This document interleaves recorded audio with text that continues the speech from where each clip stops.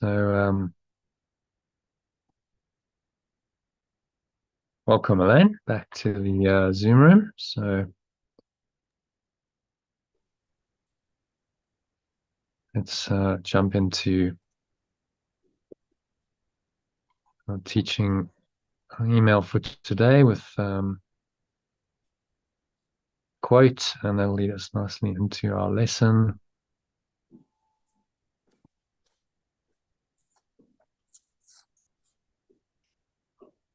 All right, so let me share my screen with you. Okay, my screen with you, and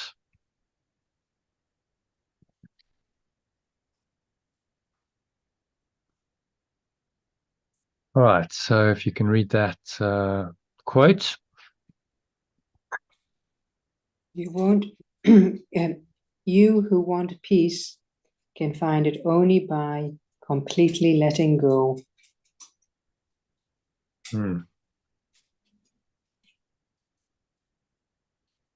That's adapted from A Course in Miracles. You want peace can find it only by complete forgiveness. From early in the text, chapter 1, clearly states the one and only means that you can find peace while you're seemingly living in this world. Only by completely letting go, or forgiveness, as the Course calls it, or letting go of all the blocks to the awareness of love's presence, as Yeshua calls the ego's thoughts and emotions in his introduction to the text, will bring you the peace of God, or in alternative language, the peace of perfect love that surpasses all understanding, as the Apostle Paul referred to it in his letter to the Philippians. Peace of God, peace of love that surpasses all understanding, because it's not rational, it's not intellectual, it's a felt experience. It's something that is transcendent of the rationality and reason and anything the ego has made up. So once again, Yeshua couldn't be more explicit about the only way to experience peace consistently and awaken from the nightmare of your peace being continuously disturbed in countless ways by people, circumstances, and events in the seemingly external world of form. The only question is, will you listen to him and be willing to let go as continuously as the ego, which, remember, is just your stubborn belief in separation, tempts you to believe in separation in whatever form it takes. So the ego doesn't give up, as we know. It's very persistent. It carries on. It keeps testing you as long as you're still in this world and you seem to be human. The tests keep coming. That's pretty much a given, because you're in its domain, and so that there's all these tests and trials and temptations in its domain, and really they're designed to suck you into its thought system and get you to believe in it. So the question is, will you give in to temptation and indulge in separate and separating thoughts and emotions, or will you listen to Yeshua and do the one thing, the one sane thing that you can do, which is to let go of your belief in these things and indulging in the separating thoughts and emotions as a result? That's always the question. And he gives us these lessons to help us to make the right choice, very simply. So it's each lesson is a lesson stated slightly differently in the same truth. It's designed to help us to make correct decisions, right-minded decisions, throughout the course of the day. And he just changes it every day, because if it was the same lesson every day, we'd get bored, wouldn't we? It'd be like, okay, well, I can do that for a few days, but every day it's like, I need some variety. So he gives it to us in a different form. It's the same essence that is being communicated, but in different language and different emphasis, so that we stay engaged in his course and are able to apply a new lesson every day. And there's, of course, each lesson has a different emphasis and a different slant, different angle. So it's all part of our kind of holistic learning. It's like really putting all the dots together of this thought system, connecting them, and coming up with one holistic picture. Okay, so that leads us nicely into the lesson for today. So I'll just bring it up in Word in case we've got anything we want to change. So we are at 273. There we go. Okay, and there's also the Christ. So maybe perhaps we should read that. So what is the Christ? Supposed to read that before the lesson. So 5 short paragraphs. If you want to read that, just in the alternative, because we've done the translation already. My true self is perfect love's extension as it extends itself. It is the self we share, uniting me with my companions and pure formless awareness of perfect love as well. It is the thought which still lives within the awareness that is its source. It has not left its innocent home, nor lost the innocence in which it extends. It lives unchanged forever in the pure formless awareness of perfect love. So what's he saying in that one? Well, while we're in our true self or Christ self, nothing changes. It's there forever in this pure formless awareness of perfect love. And this will also be extended to our companions and shared with them and uniting with our companions in this pure formless awareness of perfect love. So it's there, the thought's there, still alive within the awareness of this source that's in each and every one of us. So we need to extend it out. That's unchanged. So this true self, we've talked about this before, is an extension. The true self of the Christ is an extension of pure formless awareness of perfect love. So we look at, where are we? Look at that. And we look at the Holy Trinity. Explains it quite well, I think. How has it done that? Don't know why it's done that. Let's just go there directly. So this Holy Trinity diagram illustrates it quite well. You've got, the top level absolute truth called God or Father, Heaven. We call it pure formless awareness of perfect love. It's got many names, but the true self is like an extension of that. So this pure formless awareness of perfect love or perfect oneness then underlies the true self. So it's the fundamental principle on which the true self rests, because there's only one true self. So it draws on the idea of oneness, or whatever you want to call it. There's various names, but it's the same thing. Underlies the true self because there's only one true self. And so when you're rooted in the true self, you see everyone as that true self, and so you're believing in oneness rather than separation. And then that is able to be extended from the true self through the mechanism of the Holy Spirit, which can perceive truly and have Christ's vision to work miracles, which are really just corrections of perception through letting go or surrender or forgiveness, to facilitate the at-one-ment or enlightenment or awakening or rebirth, whatever you want to call it, of people.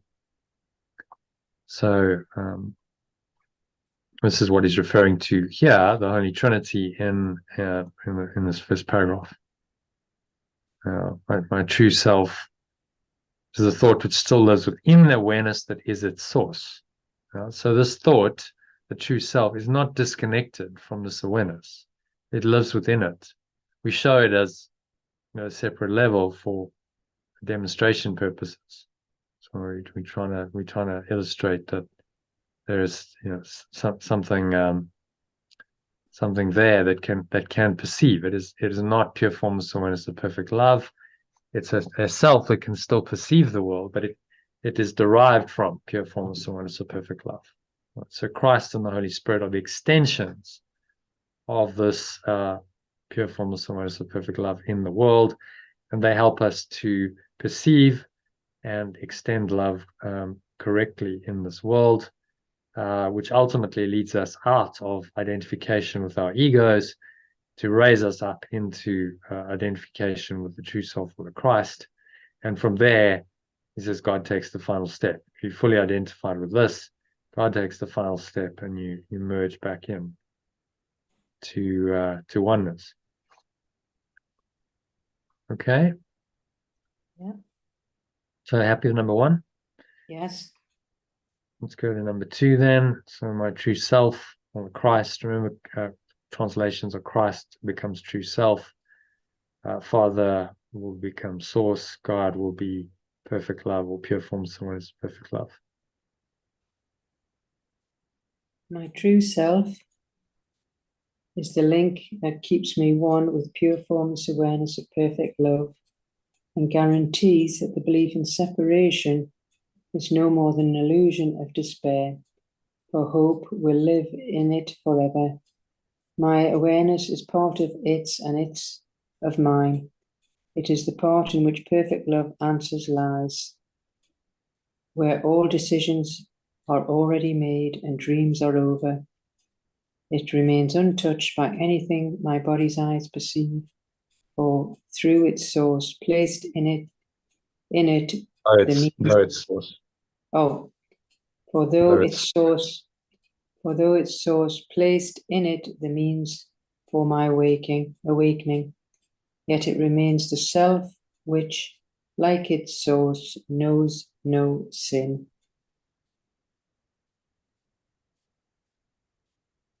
Okay, so what's he saying there? No, just like you were saying, the true self or Christ self is the link to this big bubble at the top there, the pure formless awareness, perfect love. And it guarantees that we, in our little self, are just an illusion of despair. Hmm. And it's just false. And my awareness is part of this source in it of mine. We are just all one in this pure formless awareness. And it is completely untouched by what we see with the body's eyes. It's the source where our means of awakening is. Hmm.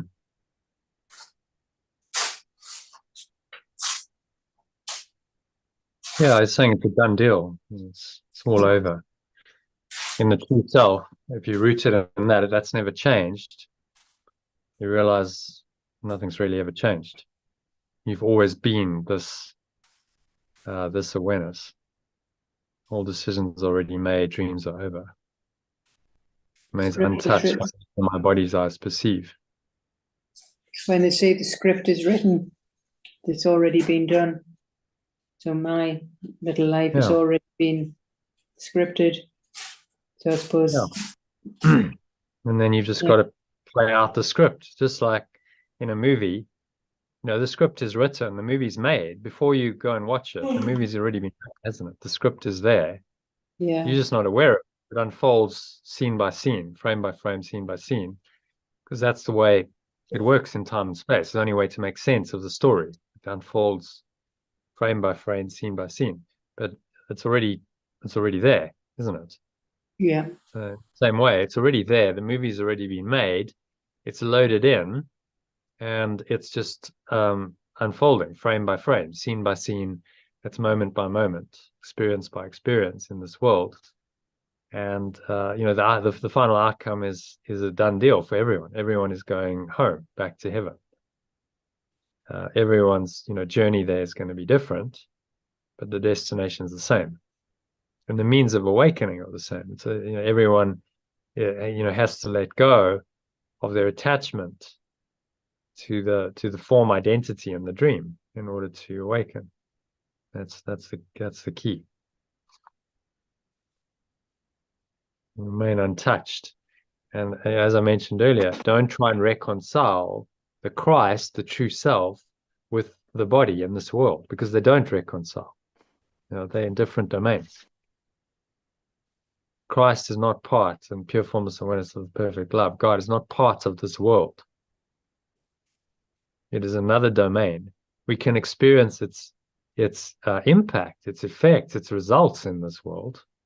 That's possible because it's still there, but it's not in this world. There's too many people try and bring God into this world, i.e., God into the illusion. Well, as soon as you've done that, you've made a fundamental error, haven't you? Because you've tried to merge what cannot be merged. How can you merge what is pure formless awareness? It says it all. It's pure formless awareness. There's no form to it. How can you merge that with the awareness of form? It wouldn't be formless if it became aware of form. So the answer is, there's an intermediary solution where the Christ, via the Holy Spirit, is able to perceive form, but perceive it from the perspective of no form. So that's a non-dual perspective on the world, which then helps the mind to heal and awaken from the dream.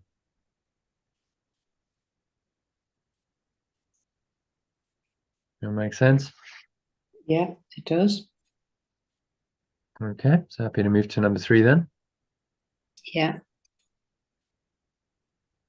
Home of the remembrance of perfect love, and at home in pure formless awareness of perfect love alone, my true self remains at peace within the pure formless awareness of my innocent mind.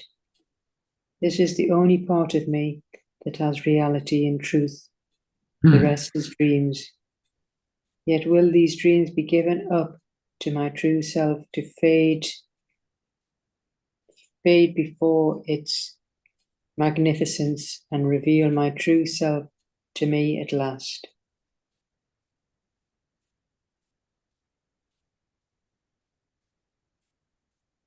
Okay, so what's he saying there in summary? Just letting us know that all of what we're experiencing here is just dreams.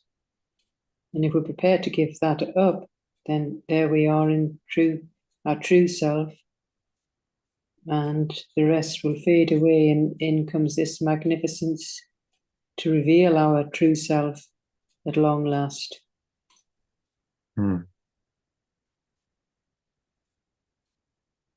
So choose.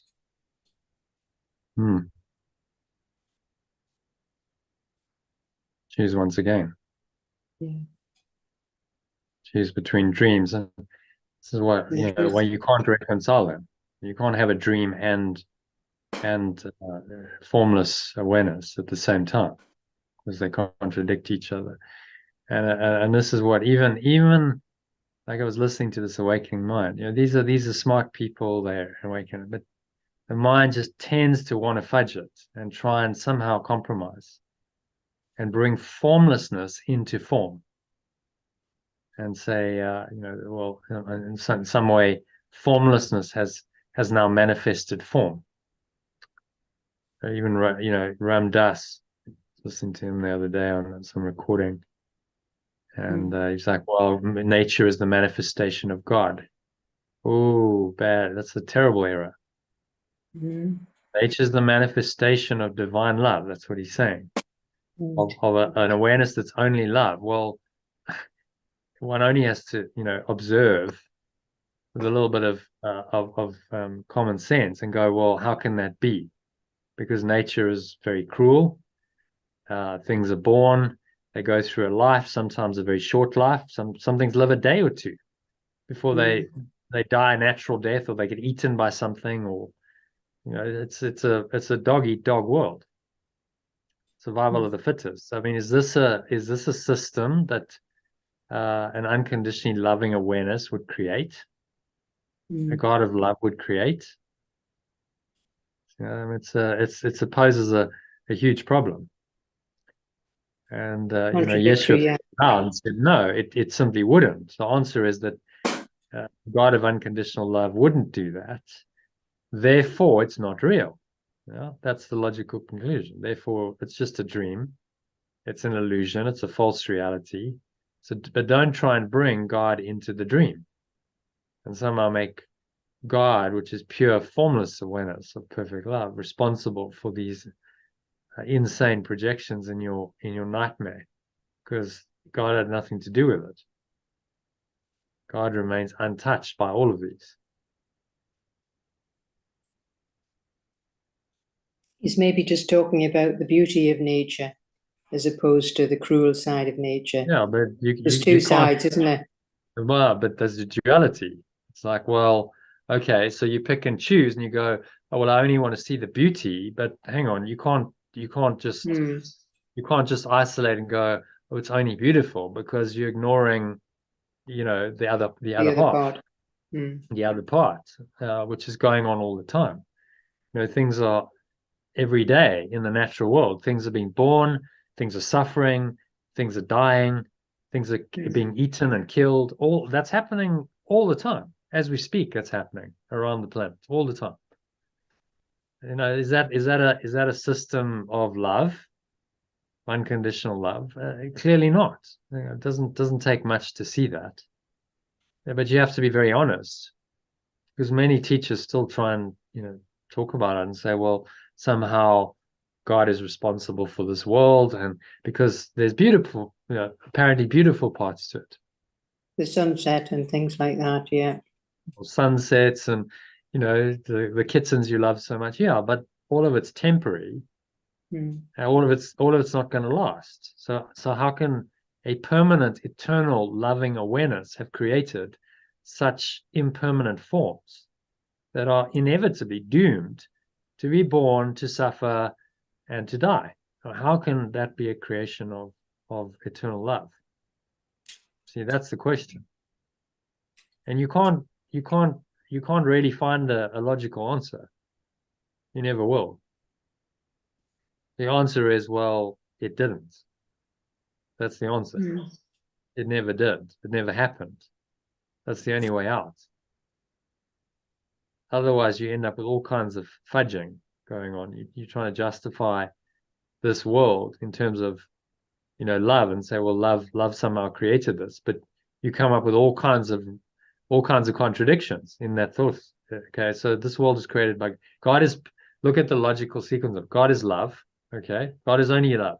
Let's take that as a fundamental premise. God created the world, the second premise. Okay, so now you have a contradiction between the premises, because God is only love, but in the world you see so much that's not love: pain, suffering, sickness, death, etc. So then one of those premises must be false. So I think Yeshua, really, really looked at this. I think when he went into the desert and he figured this out, and he's like, well, one of them is false and one of them is true. I've got to decide which, because both can't be true, because they contradict each other. And he figured out that it was, God is only love, and therefore God didn't create the world, because the two can't go hand in hand. God didn't create the world. Okay, so then what did? Okay, well, you've got a false identity called the ego that did. That's actually a denial of God. That seemed to, but that reality that it seemed to create isn't really real. It never will be. And so it can be awoken from. You can realize this and let go of your belief in this false reality and return your mind to the truth. You see how the logic proceeds, but you have to accept the fundamental premise that God is love and only love in order to do that. And then reject the second premise and say, well, then God couldn't have created the world. And then you're getting somewhere, spiritually. But if you try and somehow fudge it and make both of those true in your mind, then all you're left with is a compromise, which gets you nowhere. Just keeps you stuck in the dream. And not thinking clearly, not being able to make clear decisions. Because you've got this compromise approach going on. And so you're unclear. And how do you make clear choices if you've got these two alternative and contradicting thought systems going on simultaneously in your mind? How do you find clear, consistent choices then? How do you make clear, consistent choices? Yeah, interesting. It's just while we're in this dream, though, that we're discovering all sorts of things that we know is more than just this dense body. What about all our auras and that thing that Christine, the field, I think it was the field or something. They're discovering, the energies that. But energy is still part of the matrix. What is energy? That's the question. Another fundamental. What is energy? Yeah. So most scientists can't answer that. What is energy? So there's Bruce Lipton, and there was various other people that were, very intelligent scientists were coming away from science and into this energy field. Well, is that all? Is that all? They realized that energy is just thought. So energy is projected thought. That's all it is. So we live in a gigantic thought. It's one of the quantum physicists said, the universe is more like a great thought than a great machine. It's all thought. Now that thought can be true or false, and then the energy, will vary accordingly. A true thought brings about positive energy in this world, and so it's a reflection then of this formless awareness in this world. It doesn't make it real. It's just it's a symbol. It's a reflection in an unreal world of that which lies beyond that world, that is real. So that's the way to correctly perceive it. Okay, this isn't ultimate reality. It's just symbolic. All of it's symbolic.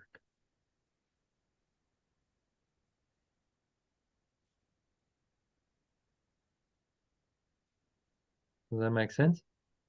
Yeah, but certainly you would prefer to be sort of putting your attention into that rather than the physical wars and all of the cruelty in nature.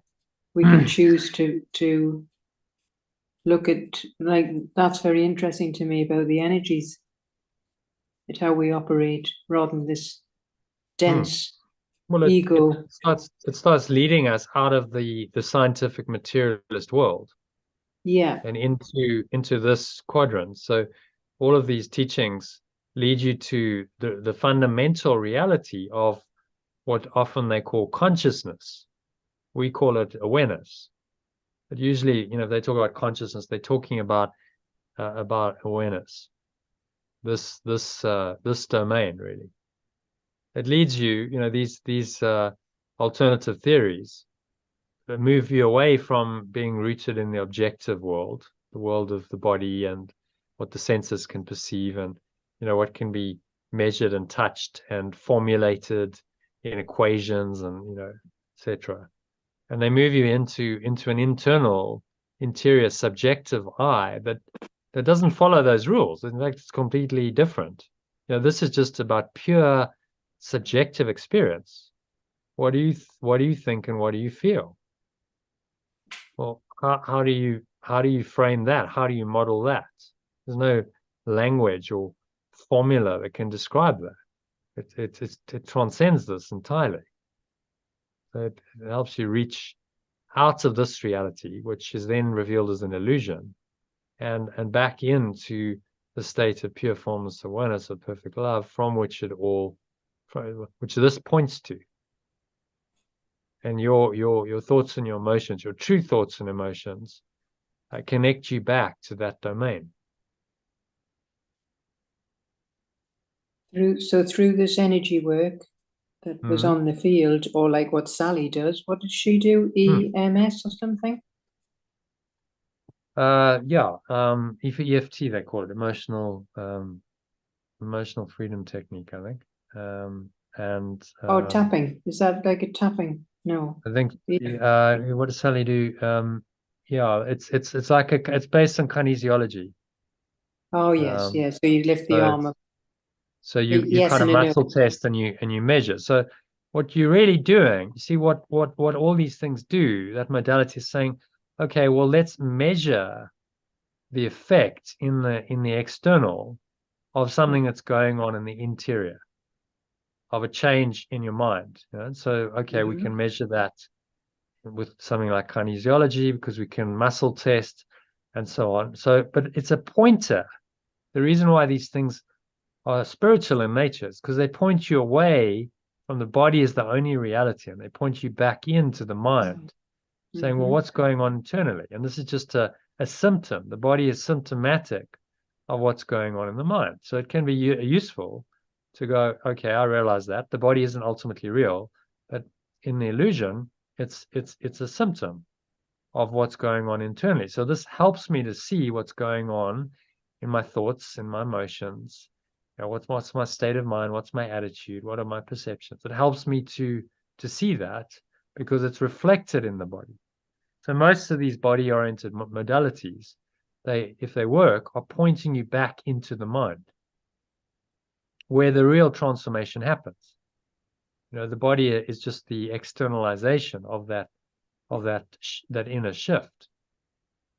So these energy works can help us to transfer and point us towards this. Yeah. They can help us to start becoming aware of this, you know, subjective I self. And ultimately, you know, all healing happens there. You don't need techniques and modalities when you are rooted in this self, when you know who you are, you know, the great I am presence, and you remain in that, then there's really nothing else to be done. And the objective world doesn't interest you anymore. So these modalities are all pointers, right? They're ways back in, they're ways out of the dream of form, of being attached to form and form outcomes and a body, and they point you away from all that into this interior, individual, subjective experience. And if you start having those kinds of experiences, as Sally did, then you become a mystic. You'd be called a mystic. Well, label it whatever you want. You're just having your own direct experience of truth. That's all a mystic is. It's not actually that mystic. No, That's it's just a with our label. true self for all of Just us. you're actually coming into an awareness of your own mind, your own awareness directly. And you're starting to become aware of that when previously you were unaware. And so because it's uncommon in this world and people don't really understand it, they go, oh, you know, you're some kind of mystic or some kind of guru or some, you know, actually you're just coming into your own true awareness. You're waking up from this dream of being identified with a false identity and a body that you never were. Coming back into your own true nature and your fundamental awareness, which will look on this and go, but none of this is true. I realize none of it really matters. You know, I'm not the body. I'm not whatever the body has told me to do and what the body seeks and craves and desires. I'm beyond that.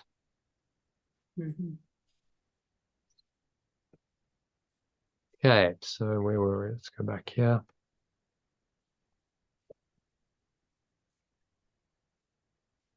Have we done number 3? Where were we? Yeah, we did. Home in the remembrance of perfect love, at home in pure formless awareness. Just read that again. Just summarize what we just said. Home of the remembrance of perfect love, and at home in pure formless awareness of perfect love alone, my true self remains at peace within the pure formless awareness of my innocent mind. This is the only part of me that has reality and truth. The rest is dreams. Yet will these dreams be given up to my true self, to fade before its magnificence? and reveal my true self to me at last. And yet these dreams will be given up. Yet I will let go of these dreams. Maybe it would be better. Yet I will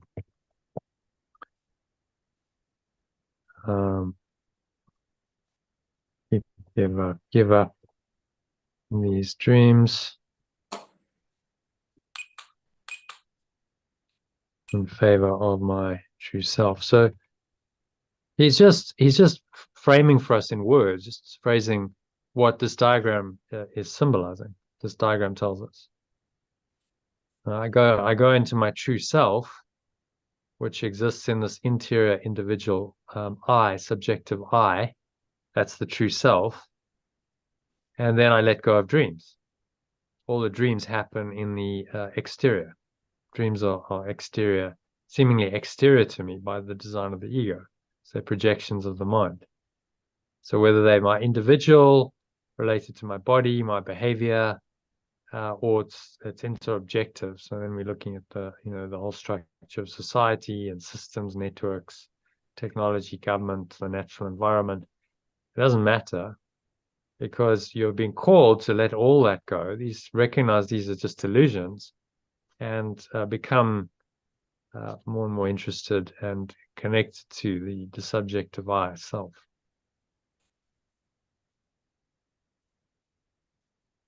Yeah, so does that, can you see how what he's saying relates to the integral model? It's just this is in words and that's in pictures, in a visual diagram. All right, so let's move on to number 4 then. The remembrance of perfect love reaches from the true self in me to all my dreams and asks them to come to it to be translated into truth. It will exchange them for the final dream which pure formless awareness of perfect love appointed at the end of dreams. When I have let go of the world and peace has come to every extension of perfect love, what can there be to keep things separate? For what remains to be aware of except my true self's identity. And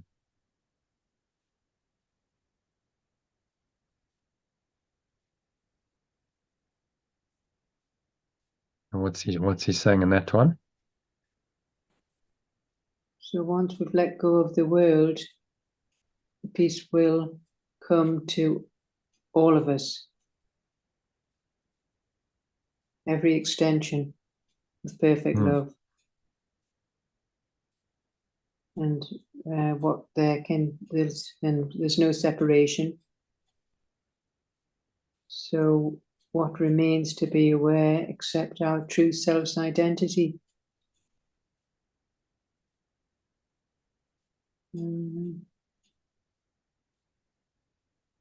So our true self in me to all my dreams and ask them to come to be translated into truth. So every little dream that I have will be translated into truth. Well, as long as we're aware, we can have. Yeah. Well, what we're being asked to do is let go of our mind's attachment to this external world. This is all dreams, and become more and more identified with this I am, the I am presence, the true self, call it whatever you want, the Christ self, the Buddha nature, higher awareness, many names for it, the Atman. To become more and more identified with this, and the way you become more and more identified with this is you redirect your attention from the illusion. You stop focusing on your body and on things outside of you and what the body's pleasures, and avoiding pain and seeking pleasure and trying to find satisfaction in form. And you redirect attention to this interior subjective I, which is why most spiritual practices involve withdrawing your attention from this exterior quadrant. You withdraw your attention, and then where does your attention go? It must go within. It goes into your own mind.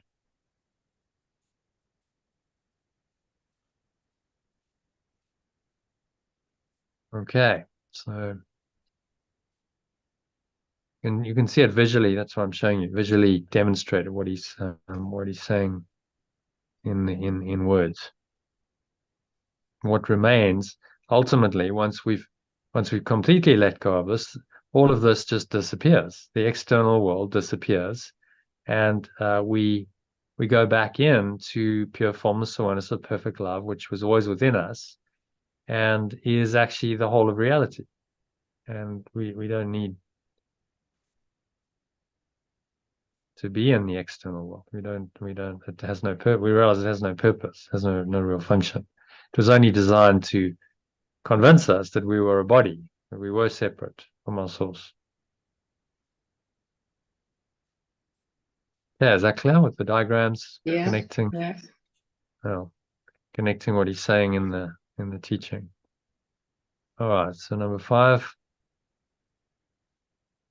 And how long will I perceive this innocent identity when it is only the symbol that the time for learning is now over and the goal of the at-one-ment has been reached at last? So therefore, let me seek to find my true self's identity and perceive nothing else. As I behold its magnificence, I know I have no need of learning, perception, time, or anything except the holy innocent self whom perfect love extends as its extension. And what's he saying in there, in the last one, in summary?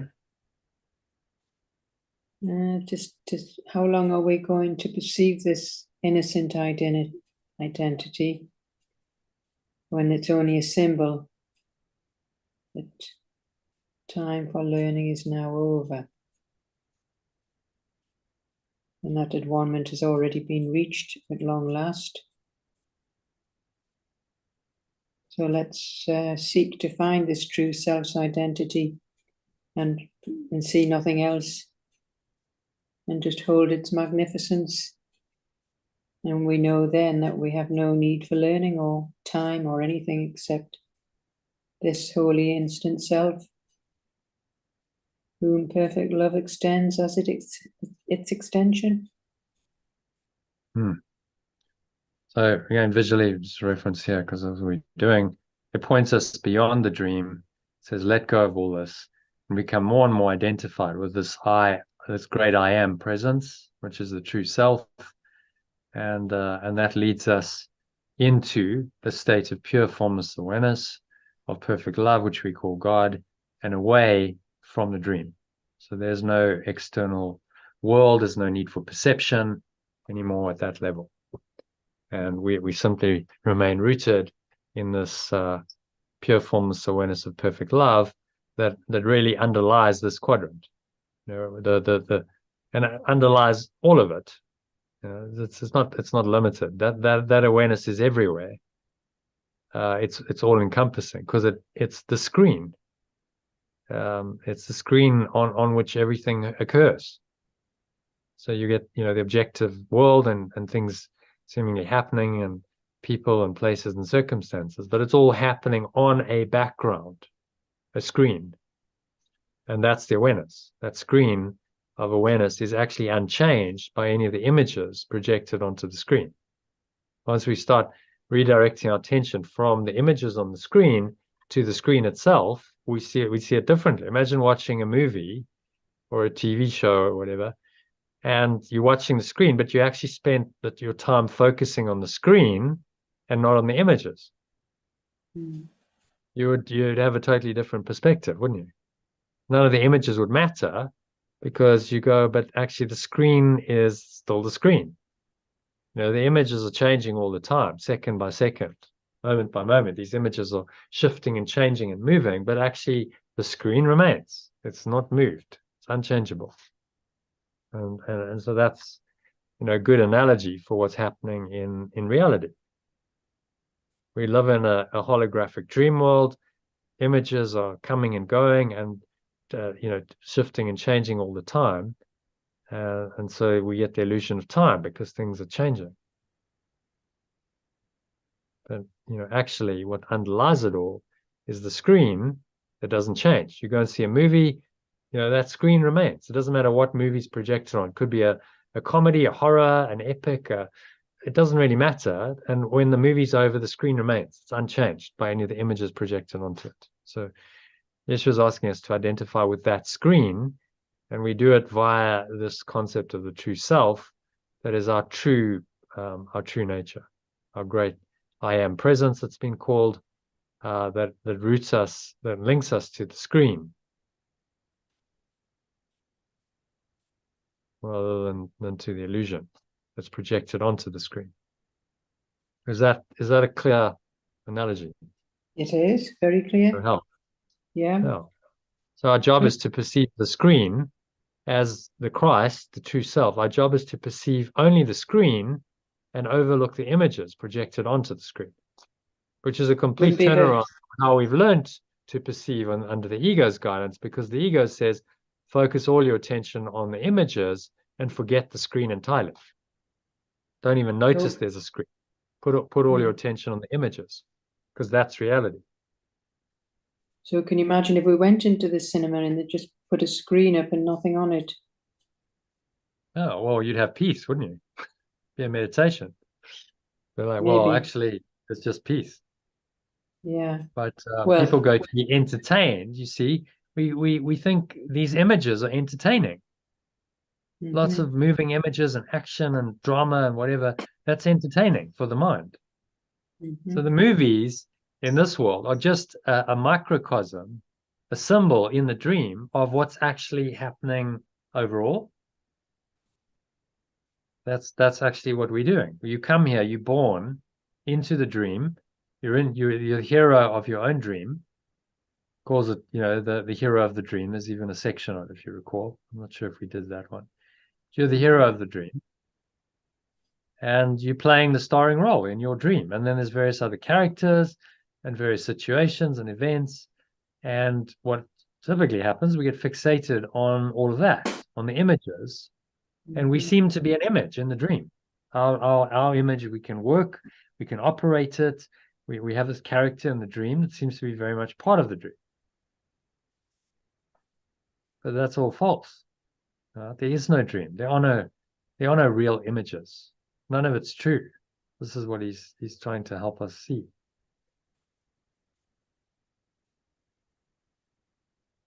Okay, is that clear?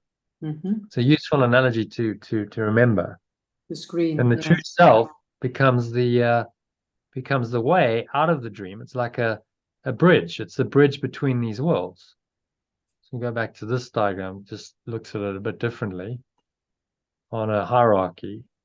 Without some kind of intermediary self and awareness, how would you get being completely identified with the images in the dream, which is the red box, and the self that believes that all this is real, to no self, pure formless awareness of perfect love, with, as the Buddhists say, no self? It's a massive jump, isn't it? It's like, well, okay, maybe there needs to be an intermediary step, which Yeshua's given us as the true self or the Christ, the Son of God, if you want to call it, the extension of perfect love, or in the Eastern teachings they call it the Buddha or the Atman nature. And this is a bridge, because these great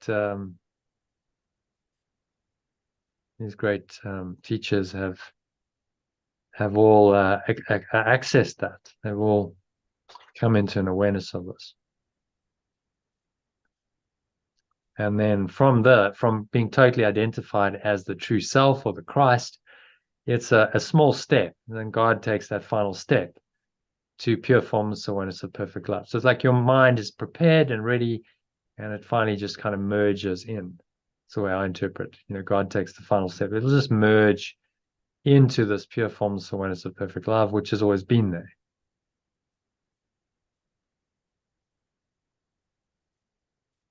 Okay, so is that clear? The Holy Trinity, how the Christ works, and then the Christ's role is to help us to correct our perceptions. Through Christ's vision, we correct our perceptions, which is what forgiveness or letting go involves, or surrender or acceptance, and that is the at-one-ment or salvation or enlightenment process that this course is helping us to achieve, to let go of our belief in this world, ultimately transcend it, and move completely beyond it into this pure formless awareness of perfect love domain. Okay, good timing. Kim's just here for the lesson and then the meditation. How are you, Kim?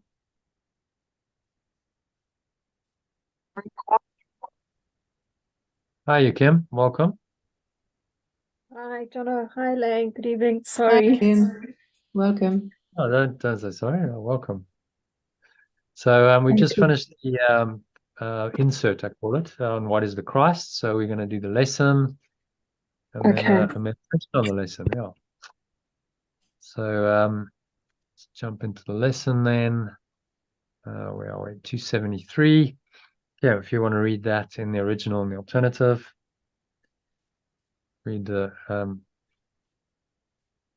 original there and then the alternative and then paragraph 1. The stillness of the peace of God is mine. The stillness of the peace of perfect love is mine. Yeah, so the peace of God is perfect love. That's the only translation. And I capitalize peace because peace talks about the top level domain. Peace is on the same level as perfect love or God. It's just our experience of that domain. When you have in the state of pure formless awareness of perfect love, then you experience peace. So it's another pointer to the same reality. And so it's just claiming it, saying, well, this is mine. It's mine. It belongs to me. I have it. I can claim it. I own it. And that undoes the ego, because the ego is anything but peaceful.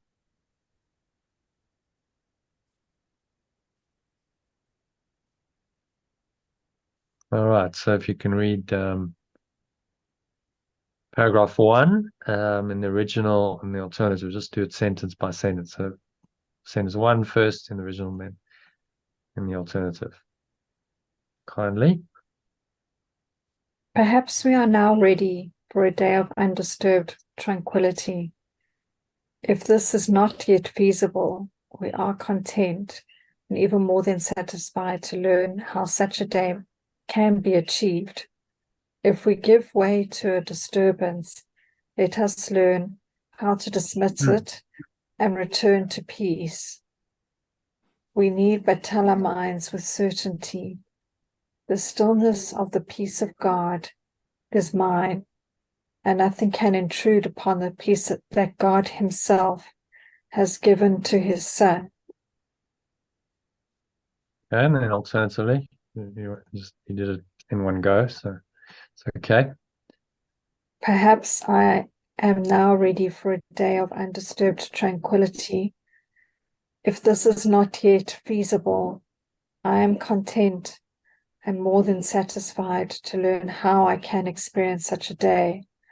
If I give way to a disturbance, let me learn how to dismiss it and return to peace.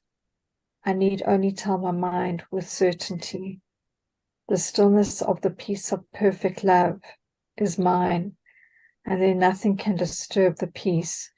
A pure formless awareness of perfect love itself has given to me its extension. Oh, so what's he saying there in summary?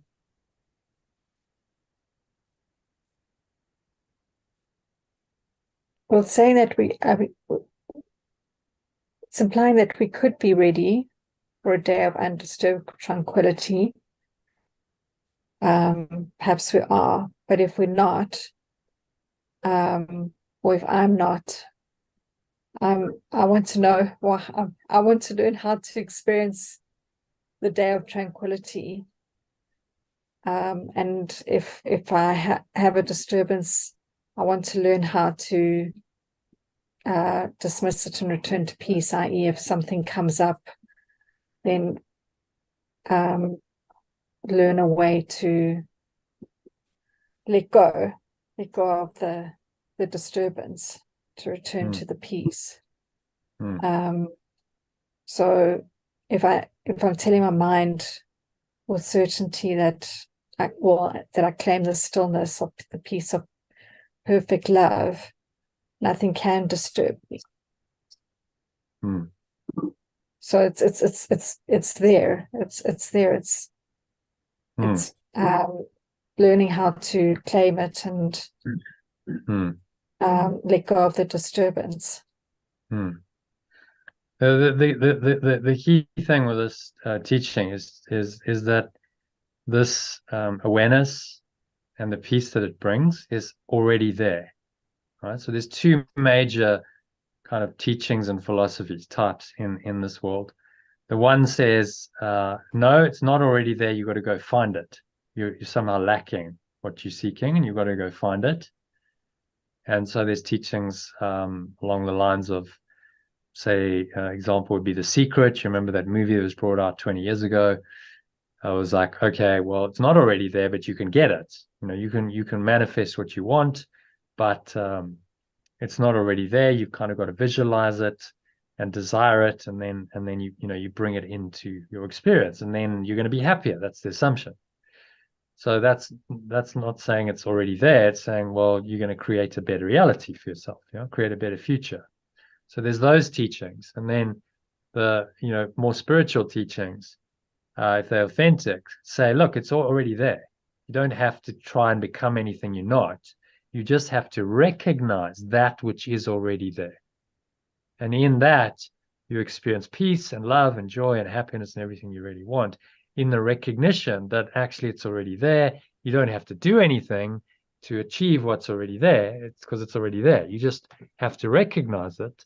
And the recognition of it involves letting go of the blocks to it, because you've blocked yourself from that awareness. So then the methodology of those two is very different. The one says, go and try and create something and manifest form. So it's very concerned with conscious manifestation, and that, when you get there, then you'll be happy. That's the assumption. The other one says, no, just let go of all of your blocks, which are your desires and your expectations. As the Buddha noted, desire is a source of all suffering. So that's a big block to the awareness of what's already there. If you keep desiring something, you're saying it's not already there, because I'm still looking for something outside of me, aren't I? Your desire, by definition, says, well, I'm not already there because I'm wanting something else.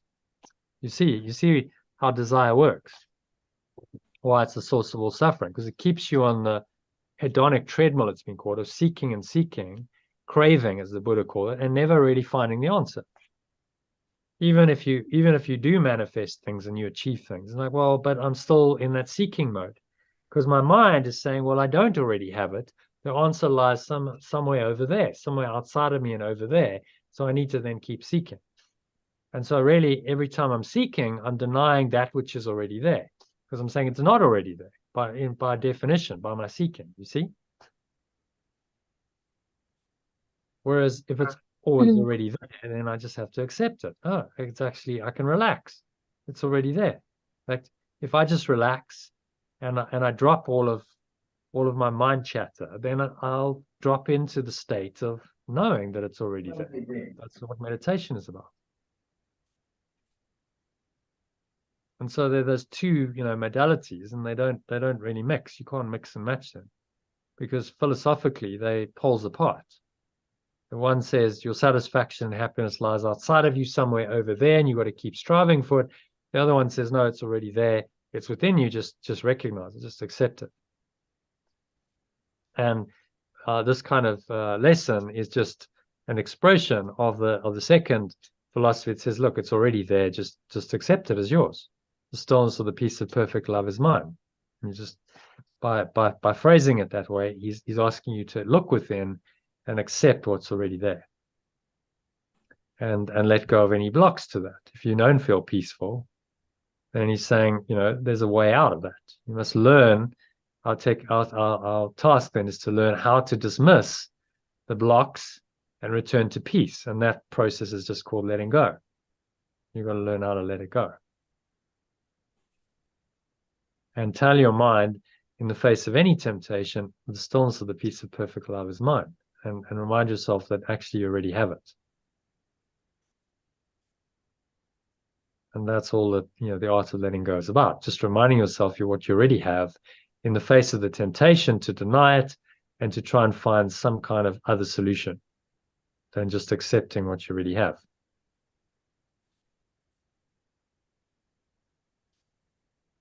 Okay, is that clear? Happy with that? Does that make sense, Kim?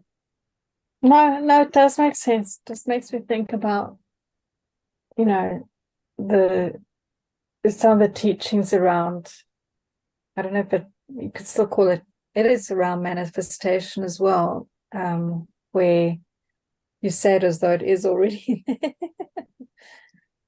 So it's happening. Well, if you start doing that, you're starting to move from the first to the second, you see?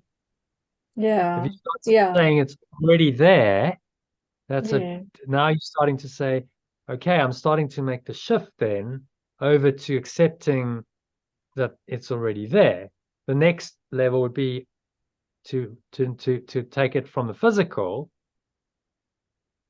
to the spiritual. So, well, actually, why am I even desiring this? Let's say, you want a new house or car or something.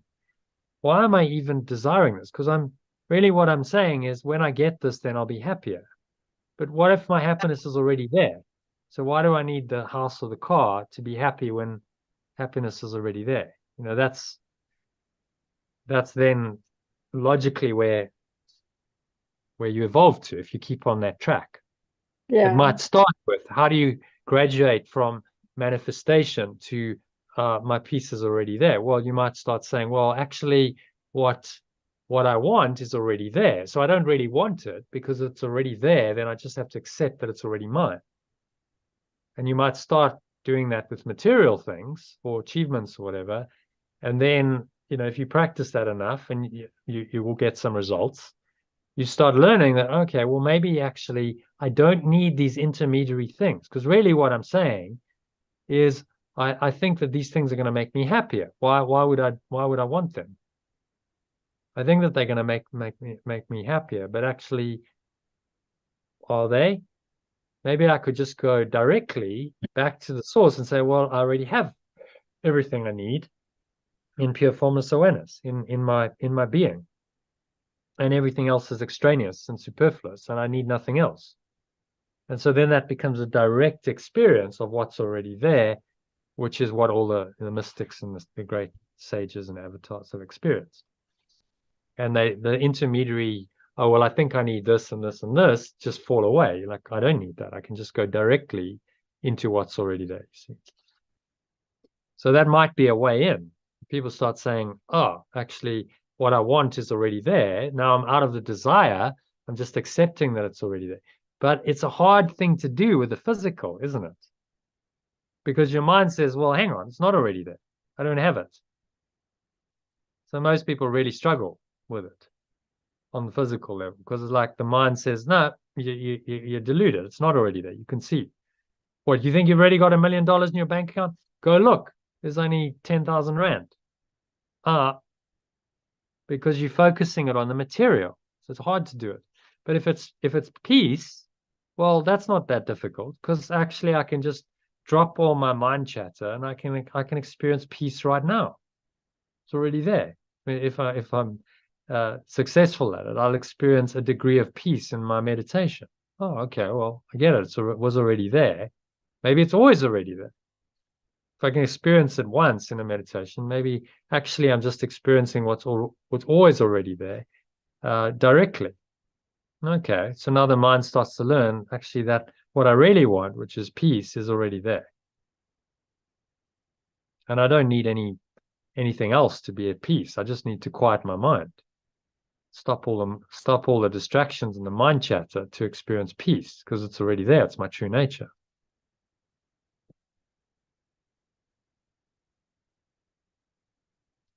So yeah, I'm a good point. But that would be a phase in a phase in awakening to, oh, actually the ultimate truth, what I really want is already there. I don't really want anything material because that's illusory. It will ultimately disappoint me. I just want the direct experience of truth. That's what all the masters and the mystics have attained. And they've attained it because it's actually already there. They just recognized it. So, the second philosophy is so much easier and simpler than the first. If we could just get it, but our mind is blocked by all of these illusions. So the mind then still seeks outside of itself and still has desires and expectations and thinks that something in this world is going to offer it something. And all of that is what we need to let go of in order to recognize that what we are seeking is already there in the perfect peace that is already ours. So it's a great lesson in, it's always there. Just accept it. It's mine. Claim it. It's a major philosophical point of distinction between two primarily fundamentally different thought systems that both kind of pass as, oh, well, this will help you. In the self-help / spiritual awakening movement, there are these two different ways, and you can't mix them. You might start in one and graduate to the other, but you can't mix them. Okay. So if abundance is already there, it doesn't mean you can't engage. Let's say in business or whatever, and money and form. But if my happiness and my peace are already there, then I'm not seeking those happiness and peace in those things. You see, I'm already in that abundant state of happiness and peace, and then I let that abundance and peace express into whatever I'm doing. So it's a very different way of doing it. I'm not seeking anything anymore. I'm extending what is within me into whatever I'm doing. And so now it's inside out, miraculous manifestation, rather than I'm seeking something in form, conscious, what we might call conscious manifestation. And there's a very big difference between them. The one is unlimited in nature, because the purpose is not the form, the purpose is awakening. So like, okay, well, as long as you stay in love and peace and joy and you extend that, you're fine. So just extend it. And this is what someone like Yeshua did. He was a master of extending love, and then all these miracles start happening and showing up. And so, wow, people are like, how did he do that? It's clearly another level on from conscious manifestation, isn't it? It's like, he did it through the power of love extending through him. He was just a channel. He was very pure. He was able to bring in this energy of perfect love and express it and extend it in the world in a very clear, direct way. And people were open to it because there was this belief in the Messiah, and their minds hadn't been blocked by scientific materialism yet because that thought system hadn't been developed. So it was wide open. The field was wide open for him to come in and become what everyone expected, the Messiah. Yeah. Whereas, think about someone in today's day and age in Western society saying, hey guys, guess what? I'm Jesus reincarnated. I'm the Messiah. Well, how's that going to go down? There's a series about it actually on Netflix a few years ago. Yeah. Called The Messiah. How's that going to go down? He claimed, yeah, well, you can imagine the Messiah was well, after everyone her. goes, oh, you some crazy CIA loony. were after her. Yeah, some crazy That was loony following. scam artist, Yeah. even if it was genuine, then that's why Yeshua hasn't come back physically, because that wouldn't work. Oh, I'm Jesus Christ reincarnated. I mean, just it's not going to go down well with the scientific materialist crowd. Even the religious crowd will go, oh, that's blasphemy, because you're not the Messiah, you're not the genuine one. And how do you know Look who's what doing? happened in biblical times with the Yeah, Romans and the yeah, Pharisees. yeah. I mean, they crucified him then. It would probably happen again. It'd be like, well, someone will just take him out. So he's given it instead in the form of a book, right? A course called the Course in Miracles. Said, look, guys, like I'm not there physically, but it's as though I was, because I'm teaching you very clearly, very explicitly. There's 1,300 pages of teachings and daily lessons, and I've just laid it all out for you, and there it is. And so it's up to you to, accept the message or not. You don't need me physically. In fact, that's a massive distraction. A person just tends to focus the mind then on form and on that person. And now, wow, now you get the guru worship and you're the Messiah. You imagine it'd just be people would believe and then others wouldn't. And so it's like, okay, well, we'll just transcend all of that and just give you a teaching. And it's up to those who are open and willing to, to learn, to study it and learn it if they want to. Much better system than coming person. So that that second coming of Christ is happening, but it's happening through the teachings, not in physical form. A much more sensible arrangement, I would agree, because Yeshua would have been aware of all this and gone, yeah, well, if I did reincarnate, it's going to be a mess, because then I'm going to, and imagine if he started pulling off those kinds of miracles as well. I mean, that's going to, again, same as it rocked the establishment then, but now the establishment's even bigger and more powerful. They're just like, okay, we won't do that. We won't. But been there, done that. Got that T-shirt, done it. We'll do it differently this time. And so he's given us the teachings.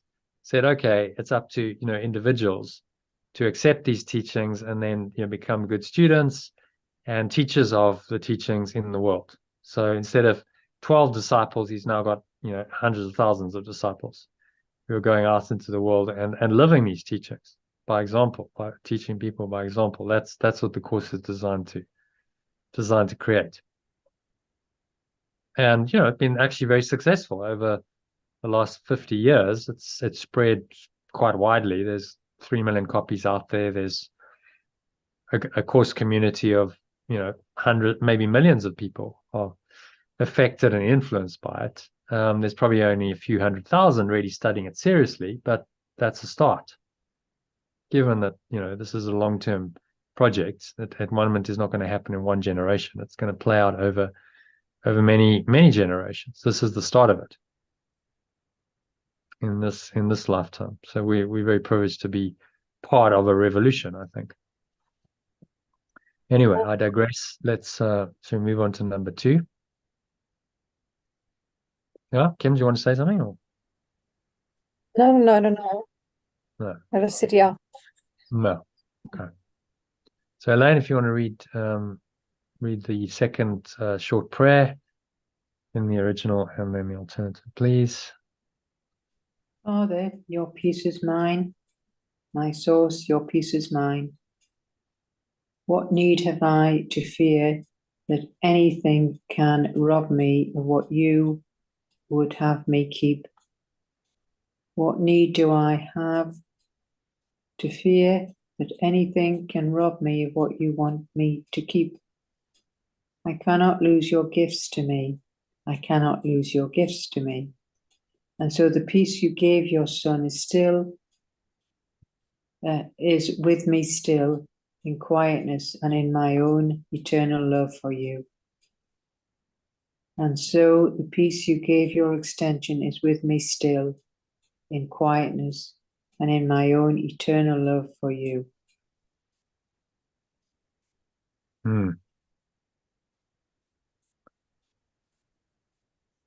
So what's he saying in that one?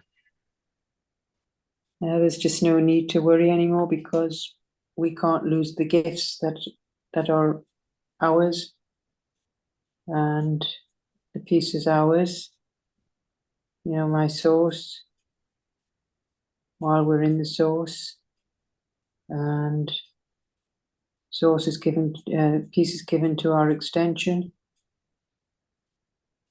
in quietness and in our eternal love for all. So there's no need to fear anything, nothing. Mhm.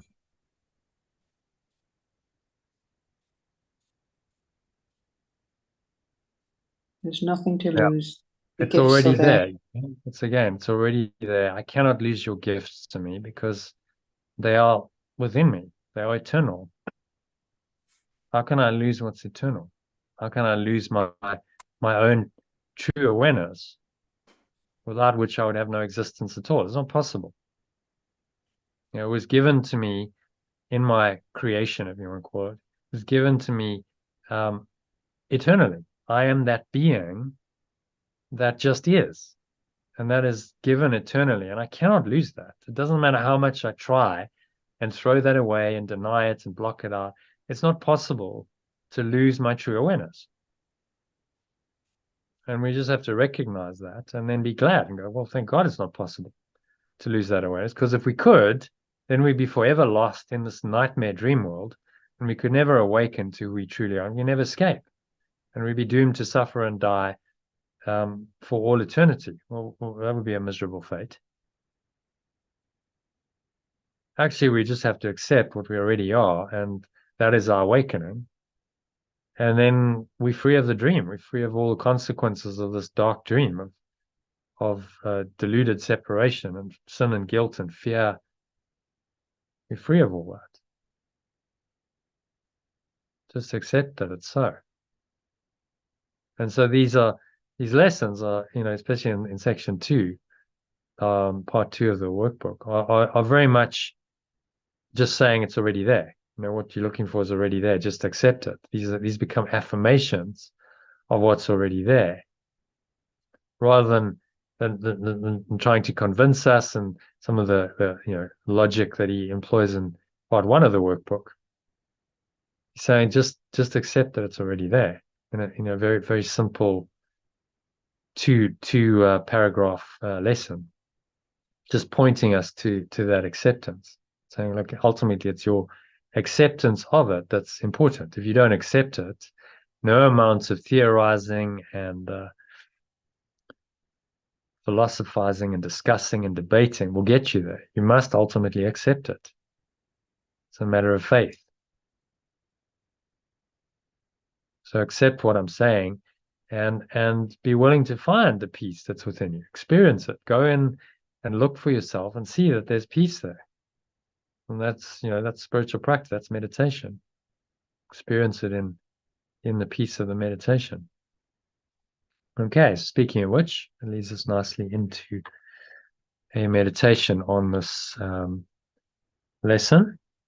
So shall we dive into that then? Yeah. Jump into the bed. Yep.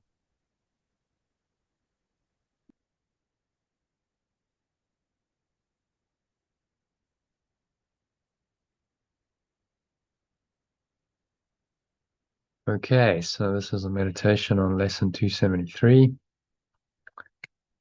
Just making yourself comfortable.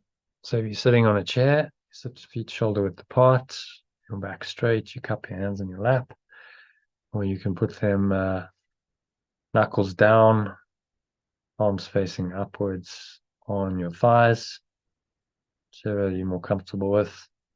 Keep your back straight, shoulders back, chin level, close your eyes, and start off with a nice deep breath in through the nose. So you're breathing in, you notice how the stomach pushes out, chest rises, subtle flow of air in through the nostrils. You clench the sphincter muscle, you lock the energy in, and draw the energy up the spine into your heart center, putting one hand on your heart to connect with your heart space.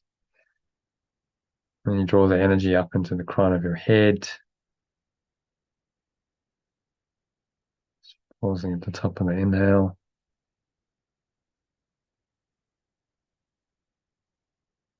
And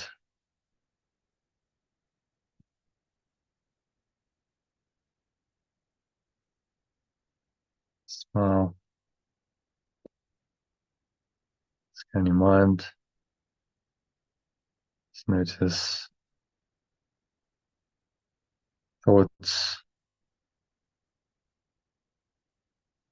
emotions, related body sensations, particularly anything that feels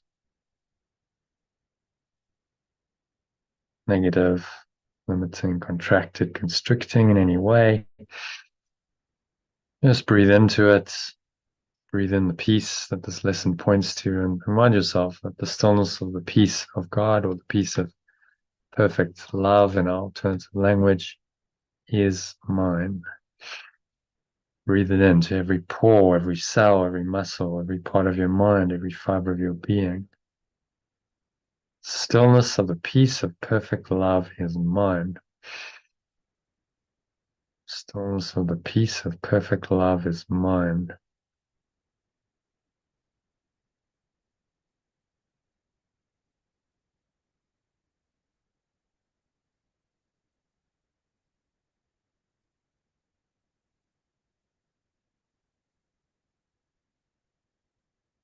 And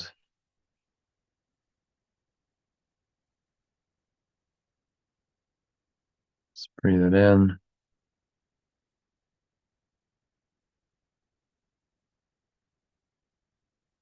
Feel that peace.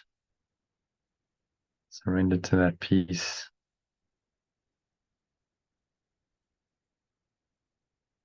Just as perhaps I'm now ready for a day of undisturbed tranquility. So repeat these words after me. If this is not yet feasible, I am content and more than satisfied to learn how I can experience such a day. Breathe in again. Breathing in the peace, inviting it into every pore, every cell, every muscle of your body, every part of your mind, every fiber of your being. And if I give way to a disturbance, and learn how to dismiss it and return to peace.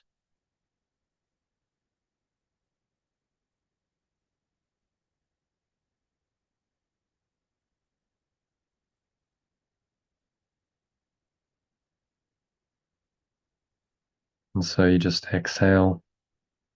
Say, I need only tell my mind with certainty, the stillness of the peace of perfect love is mine. So say that as you exhale, and then nothing can disturb the peace that pure formless awareness of perfect love itself has given to me its extension. Say that nothing can disturb the peace that pure formless awareness of perfect love itself has given to me its extension. So feel that peace, sink into it. Oh, you want to breathe again. Nice deep breath in, you breathe that peace. Peace of pure formless awareness, of perfect love. Breathe it in.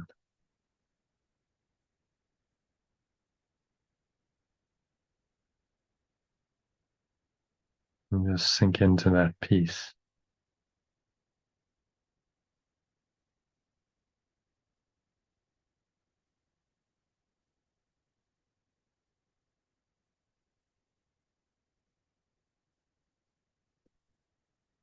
So say this final prayer is to really enter this deep state of peace the lesson points to. Say, Father or Source, my source, your peace is mine. Breathe it in to every part of your body, every part of your mind. Every fiber of your being is claiming this peace now. What need do I have to fear that anything can rob me of what you want me to keep? Why do I need to fear?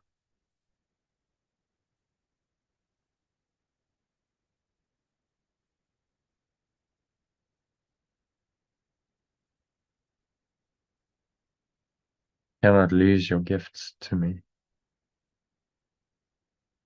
And so the peace you gave your extension is with me still. In quietness and in my own eternal love for you. So on the exhale, just releasing.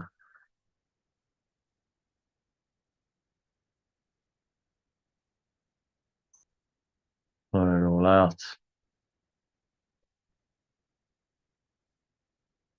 Rest in peace and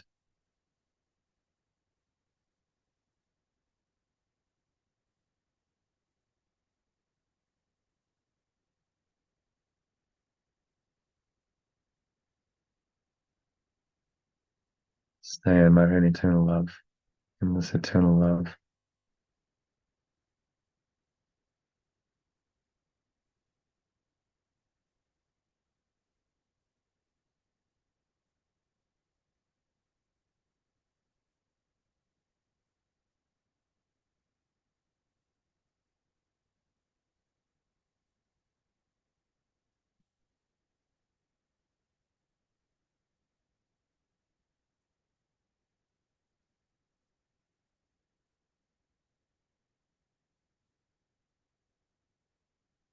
So just surrender in to this presence, breathing in and out through your nose in your own time.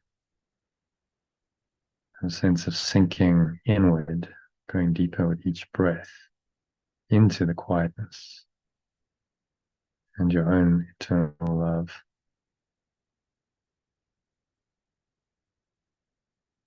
It exists within you. So already there, just about accessing it, just recognizing what's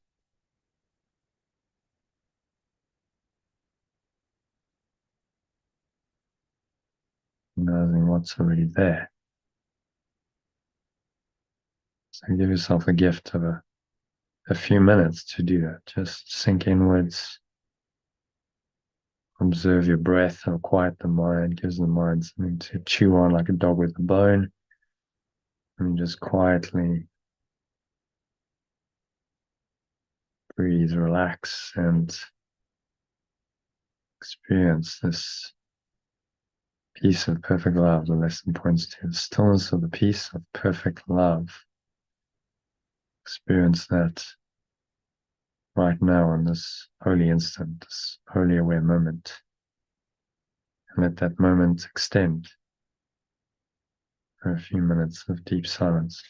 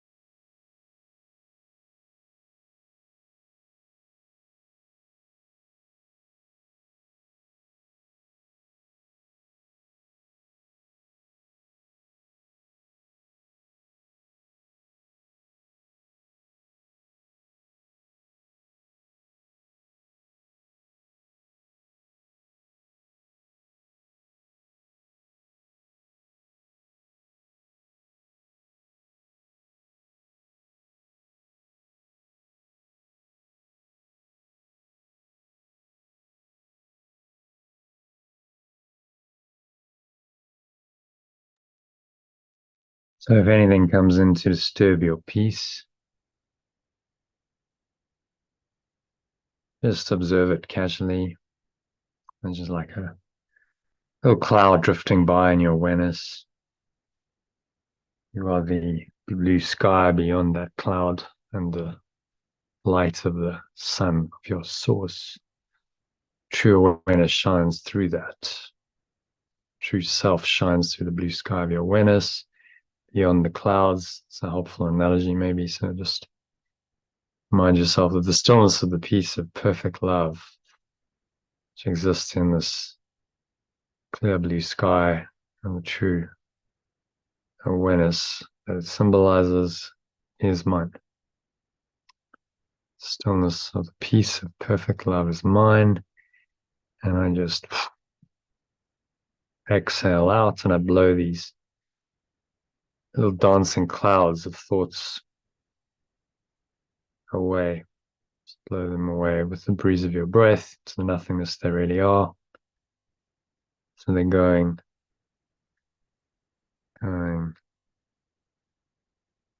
gone.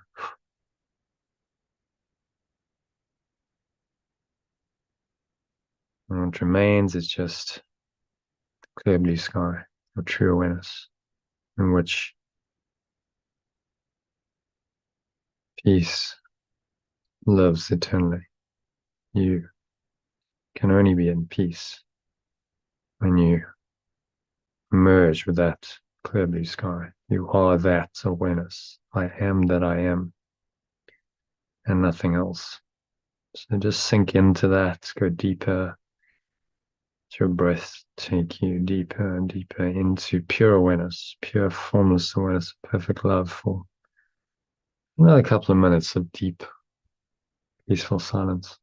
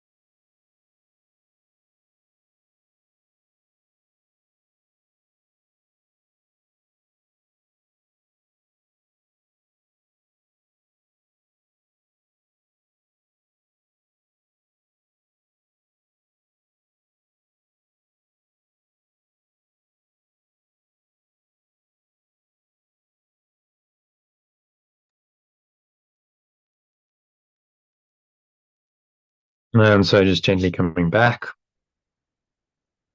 from this deep connected state. And you bring your awareness back into the body and breath, senses,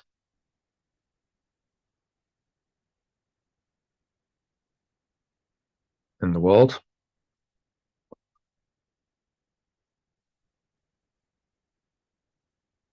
And on the count of 3,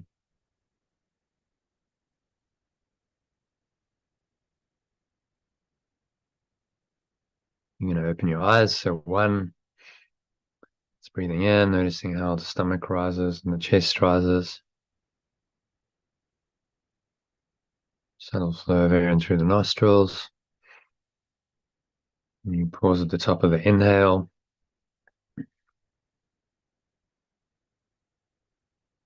Smile. Scan your mind.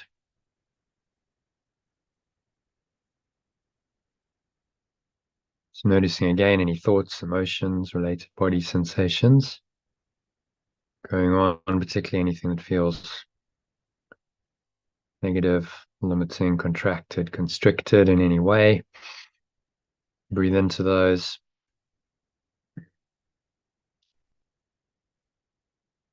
And remind yourself that the stillness of the peace of perfect love is mine. It's always already there. It's within me. And so I just exhale and let it go.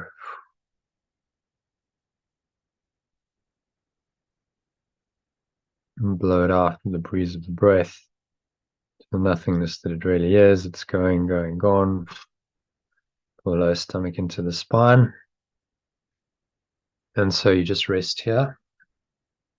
A few moments in stillness and peace in the gap between breaths. Feel that peace the lesson points to deeply. On the count of 2, you're going to notice the weight of your body pressing down into the chair. Your feet touching the ground, noticing what you're feeling. Your hands touching. Maybe there's a subtle taste in your mouth. Smell in your nose. And notice what you're hearing in the surrounding environment. Just noticing all these things from this very still, calm and surrendered state. State of mind without illusions. State of mind in which only the truth is true.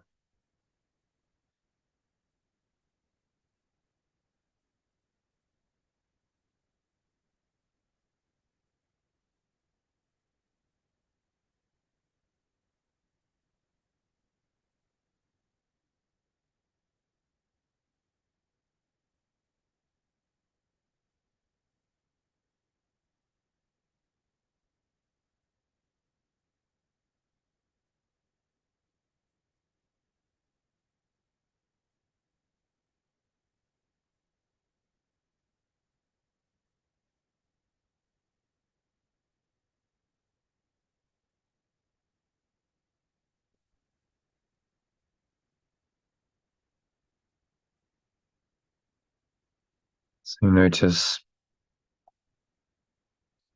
what you're feeling and touching.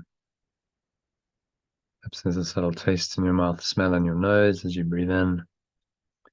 Notice what you're hearing in the surrounding environment. Just noticing all these things from this very still, calm, and surrendered state. State in mind without illusions. Showing you the truth is true.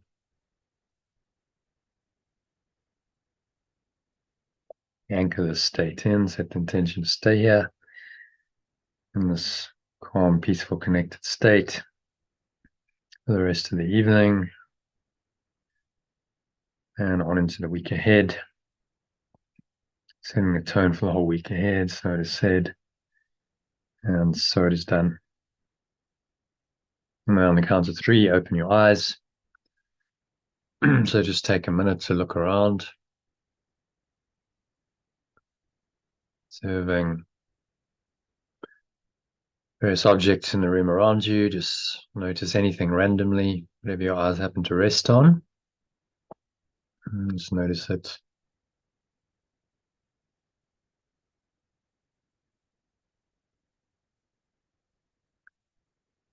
In this very clear, calm, aware state of mind,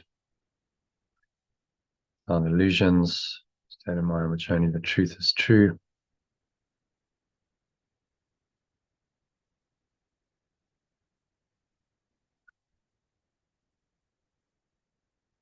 State of mind in which this peace, the peace of perfect love, is with you, always and in all ways. To help you experience that, maybe you close your eyes, you notice maybe a peace more strongly when you open your eyes. Try and stay connected to that. Still the same awareness, the same peace is there, even though you now have all this visual stuff going on. Remember, that's all just a distraction. Actually, your awareness hasn't changed one iota. Fundamental awareness, your true awareness, hasn't changed because of what your senses perceive at all. That's what this teaching is saying, very simplistically. Very simply. So look around just for a few seconds at various other objects. Notice that the piece is still there. Whether your eyes are closed or open, so you can randomly close or open them as you choose. Try and connect with the same piece, same awareness, whether your eyes are open or closed, whatever object you happen to look at. It's actually identical. So you learn that this piece is always there. As lesson 30 of the Course in Miracles says, God goes with me wherever I go because God is in my mind. So this peace goes with you. Peace comes from your true awareness because your true awareness is with you. Pure formless awareness, perfect love is with you wherever you go because it's your own awareness. Very simply. So that brings us to the end of the meditation, the first part of the session. So let's go on to have a look at today's text reading, I think. Sorry, not text reading, I mean the clarification of terms. So shall we dive into that? Where are we? Let's find it. Clarification of terms. There we go. So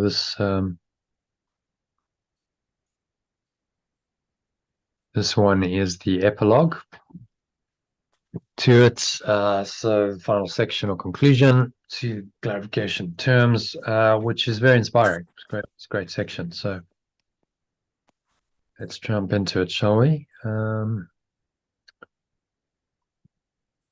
So I think it's Kim. Kim, do you want to read number 1, paragraph 1?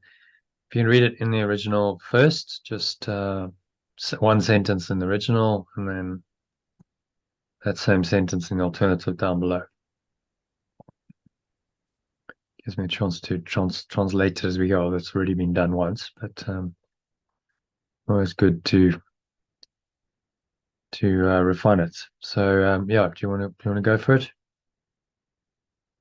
And forget not once this journey is begun and end is certain. I must not forget that once my journey towards a state of pure formless awareness is begun, the end is certain. We say has begun. The end is certain. Okay. Yeah. Not forget that once, how about we make it active? Once I have begun my journey towards the state of pure formless awareness, The end is certain. So he's kind of saying, well, Yeah. once there's this sort of mini awakening, we will have it. Something just says, okay, there's got to be a better way than how I'm currently living my life. A better way of living. The world's a mess. I'm looking for answers. Something sparks it. Once that process has begun, the end is certain. All roads of inquiry, all spiritual paths lead to one place, and that's God. It might take time. It will take time, but the end is absolutely certain. As he said, all paths, all roads lead to God. Okay. And number 2, doubt may visit me. Doubt may visit me, but its presence is fleeting. So doubt along there. Just read in the original, remember, and then the alternative. Doubt along the way will come and go to come again. Doubt may come along the way, but where will come and go to come again. It's fleeting, and the ending is assured. All right, okay. It's just change the numbering as well. Okay. I don't know why I did that, but never mind. And a certain doubt may come along the way, but its presence is fleeting, the ending is assured.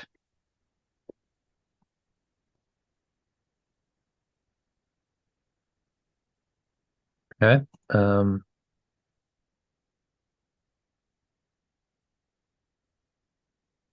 Well, that's number 3, is the ending is assured.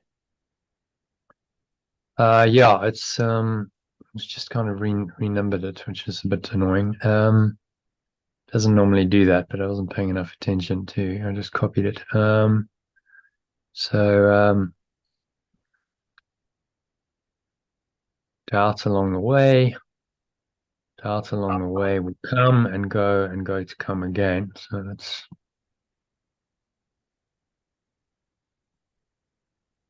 it's just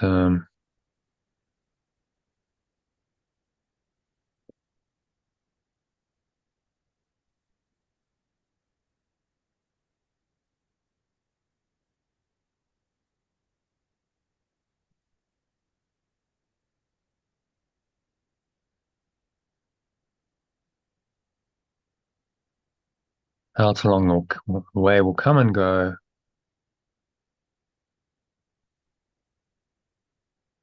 to come again. Yet the ending is sure.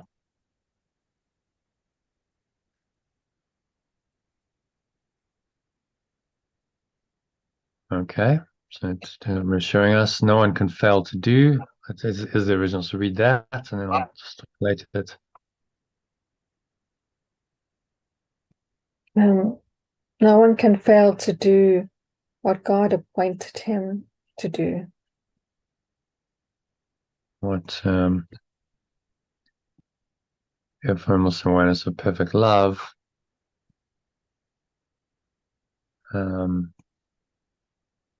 pointed him how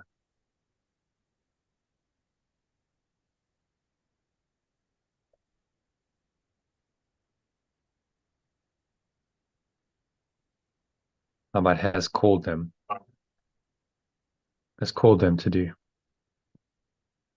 So there's a calling, and when you feel that inner call, and you can't really fail.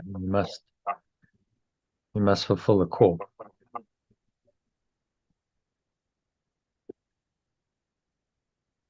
Yeah, when you forget, when I forget, remember that I walk with it, and it's word upon my heart. Its word is message. With its message,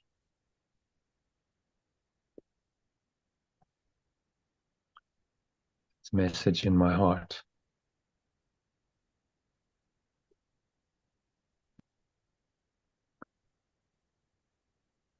Well, who could despair?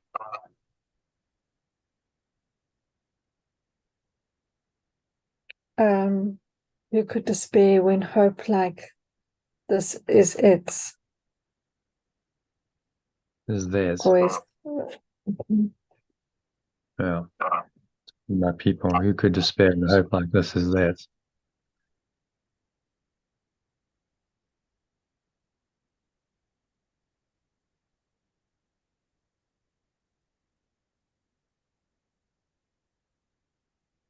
Illusions of despair may seem to come, but I need to learn how not to be deceived by them.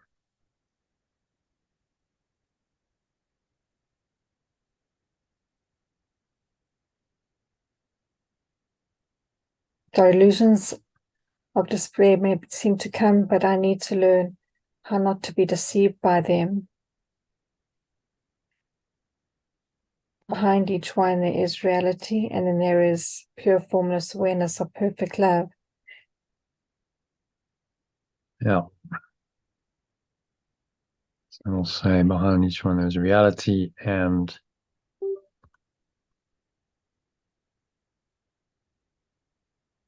about which is your formless awareness of perfect love. That's what reality is, capital R.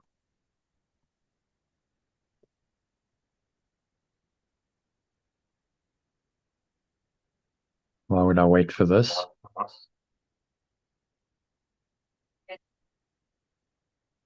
Why would I wait for this and trade it for illusions when its love is but an instant farther on the road where all illusions end?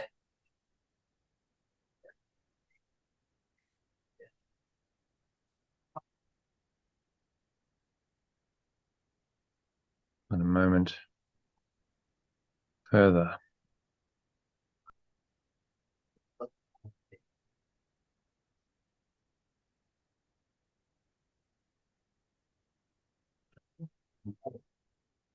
It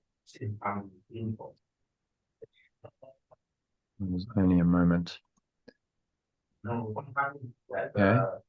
The end is sure. Sure and guaranteed by God, by pure formless awareness of perfect love.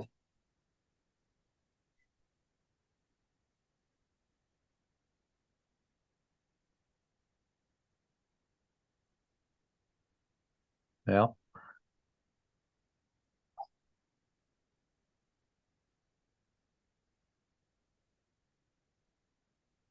Number 11. Who stands before a lifeless image when a step away from the whole awareness of perfect oneness opens up an ancient door which leads beyond the world. Yeah, the Holy of Holies, I've translated as the whole awareness. And the innocent, we could say the innocent Holy of Holies. The innocent awareness of perfect oneness opens up an ancient door that leads beyond the world. Okay, so you can read that in the from the top in the alternative. I must not forget that once I have begun my journey towards a state of pure formless awareness, the end is certain. Doubts along the way will come and go to come again. Yet the ending is sure. No one can fail to do what pure formless awareness of perfect love has called them to do. When I forget, I remember that I walk with it and with its message in my heart. Who could despair when the hope like this is theirs. Illusion of despair may seem to come, but I need to learn how not to be deceived by them. Behind each one, there is reality, which is pure formless awareness of perfect love. Why would I wait for this and trade it for illusions, when its love is only a moment further along the path where all illusions end? The end is sure and guaranteed by pure formless awareness of perfect love. Who stands before a lifeless image when a step away, the innocent awareness of perfect oneness opens up an ancient door that leads beyond the world? Yeah, what's he saying in that one? Some nice imagery, isn't it?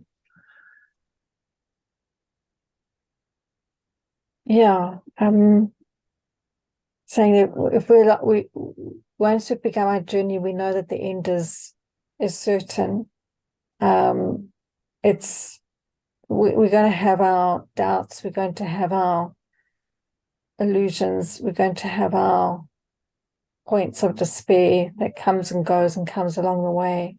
But what is sure is the ending, and that there's the ending is not with illusions, it's not with despair, but with pure formless awareness, innocence. So, I mean, to make the ending come quickly, why trade the path of journey to pure formless awareness for what comes as illusions? A lifeless image.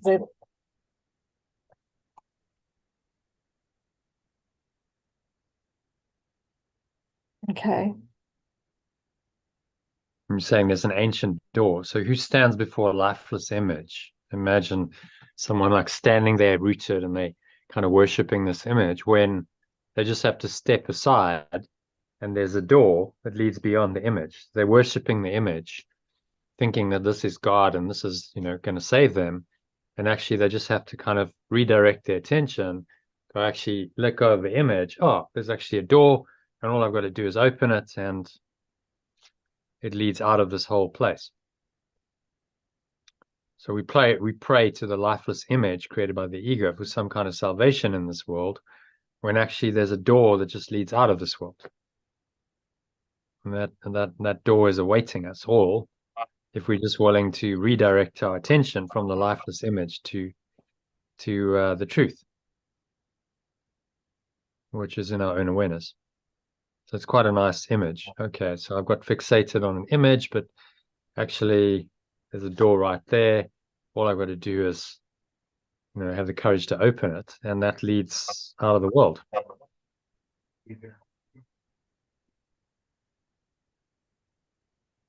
Okay. And that door is within your own mind. It's when you start going within, you start questioning the world's thought system, letting go of your belief in its illusions, then that door starts to open. That's when letting go opens the door. But you've got to let go of being fixated on any image in this world, the lifeless image he talks about, because that prevents you from opening that door within. So often when you get really disillusioned, another image has failed you, that's often when that door just swings open and you see a crack of light. And that's when it starts to open. You go, oh, wow, actually, I'm seeing completely beyond the images now, outside of that reality, into a domain I didn't even know existed. That's what he's pointing us to very skillfully with these words. Okay, so yeah, anything else on that one? Elaine, any questions on that one? No? Okay, just give me a moment. Just going to go and get my original, which is in PDF form. Because I did a translation with ChatGPT, but it managed to strip out the numbers and do its own thing. So let's just That's what I want. Let me just go and copy.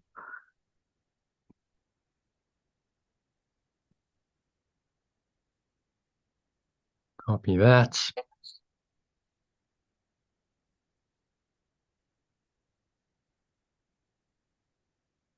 Changed all the formatting, of course. Let's just be a bit more intelligent about it. So, stick it in here.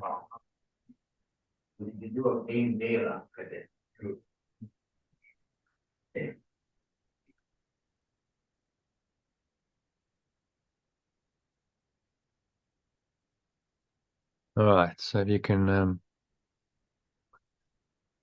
read that one, Elaine, in the original and the alternative.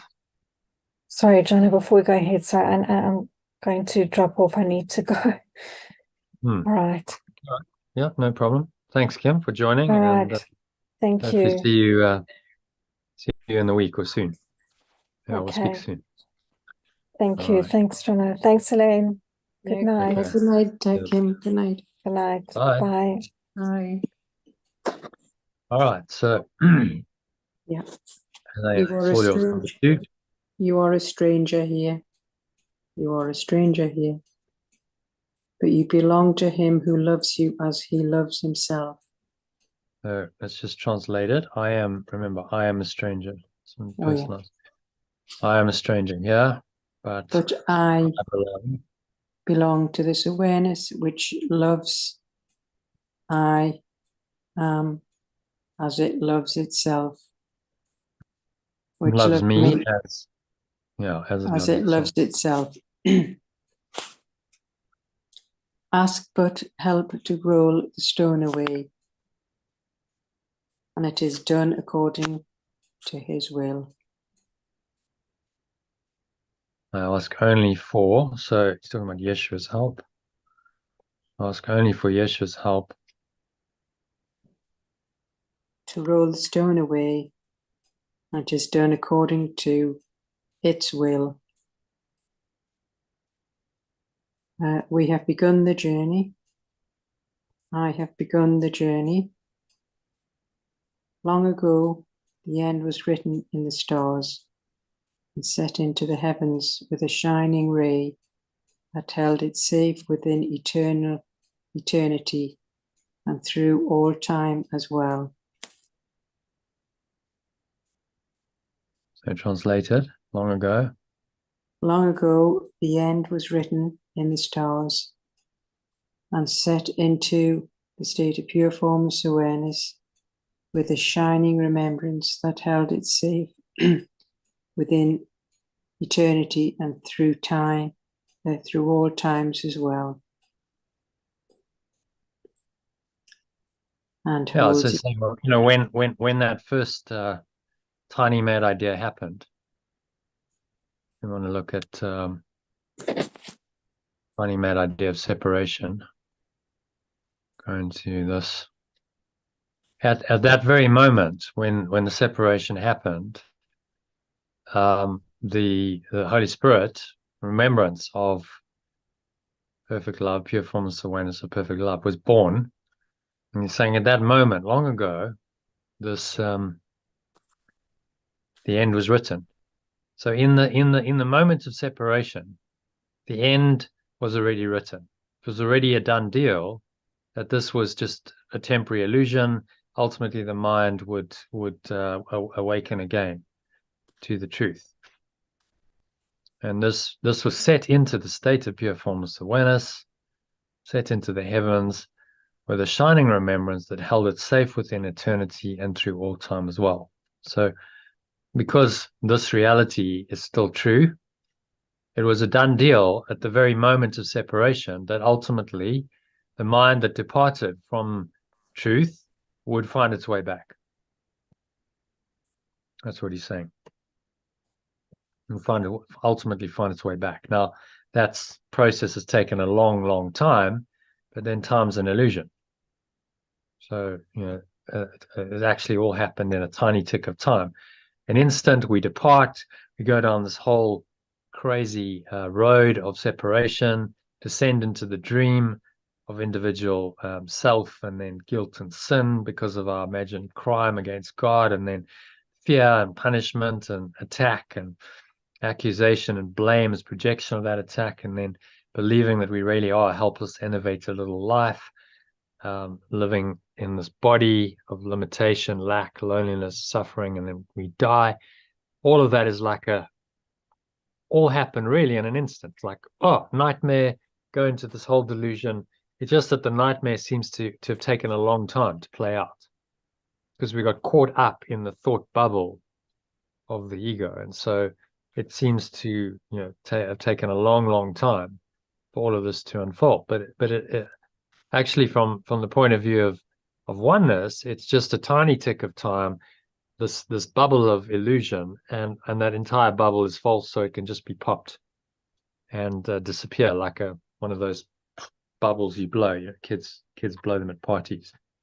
You just pop it and it's gone. So it's the same idea with this whole physical universe that is a manifestation of the ego consciousness. You pop it, gone, and you're back in the underlying reality we call pure formless awareness of perfect love, which never changed.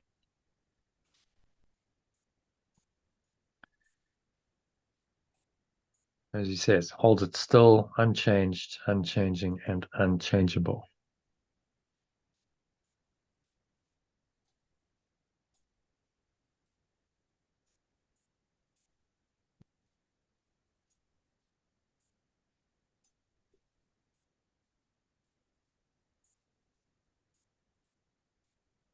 And this remains unchanged, unchanging, and unchangeable.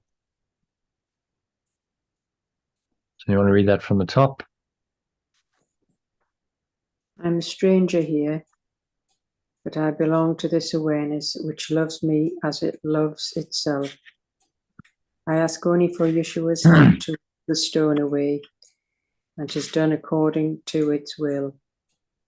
We have begun the journey.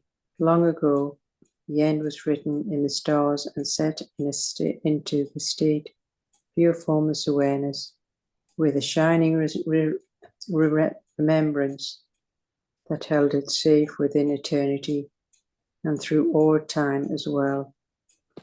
And this remains unchanged, unchanging, and unchangeable.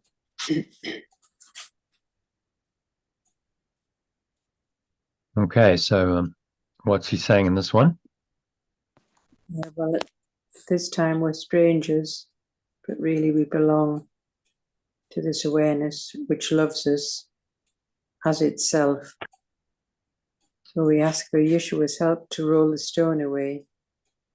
No, I was referring to the crucifixion, the resurrection, isn't he? Yeah. Roll the stone away from the tomb and awaken us. And rolling the stone away, symbolic of removing the blocks to the awareness of love's presence.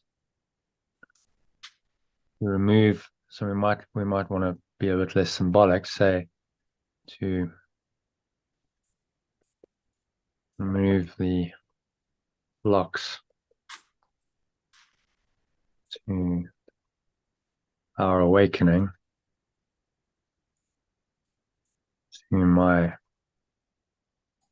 awakening, because the resurrection is awakening,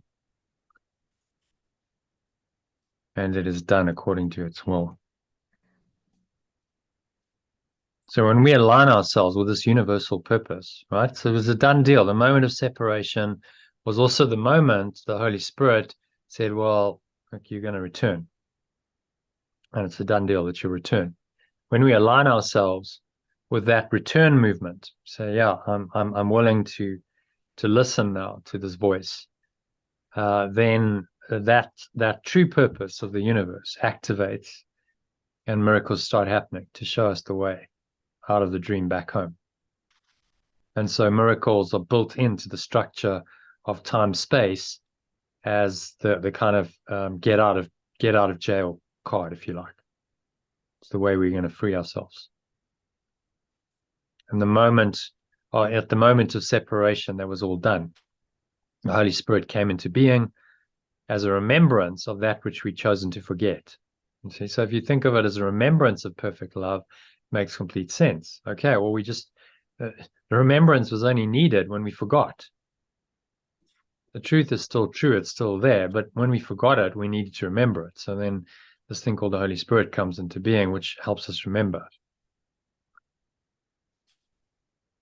And in the moment of separation was also guaranteed that we would ultimately remember our original state completely, and we would return home to that original state. It was already given. That's what he says, it was written already.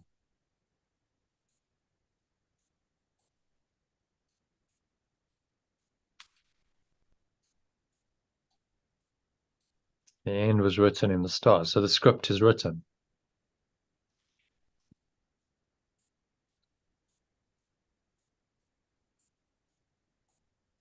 And now we just have to allow that to unfold for us.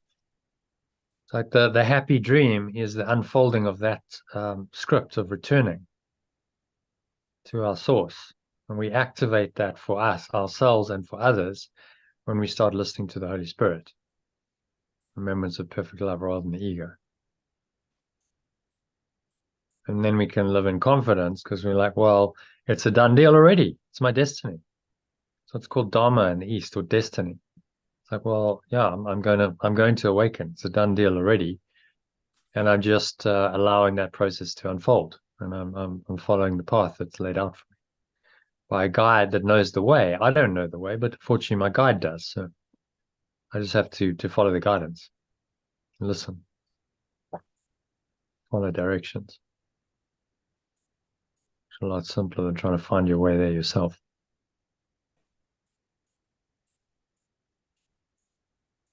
Okay. Yeah. Any other thoughts on number 2? Yeah, it's a nice one. Yeah. It's a nice little section. It's only 5 paragraphs. So that's good. yeah, we've got 5 paragraphs. So we can yeah. shit. All right. So moving on to number 3 then. But be not afraid. I will not fear. We only start. Let me just grab this. It did this translation, wasn't very helpful. Oh, wait, there we go. Okay, let's grab this. Grab that. Okay. Stick it in here.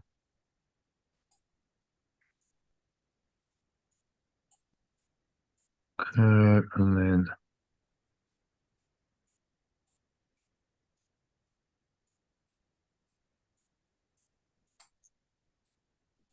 tense and some. I don't know why it's done that. Let's just go there. Auto, sorry. 0. I think that'll work. There we go. Okay. So do not be afraid. Yeah. Do not be afraid. So I will not be afraid.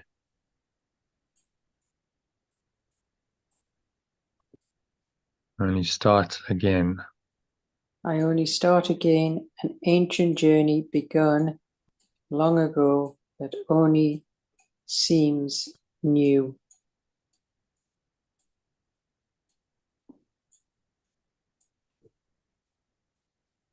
We have begun again upon a road we travelled on before and lost our way a little while.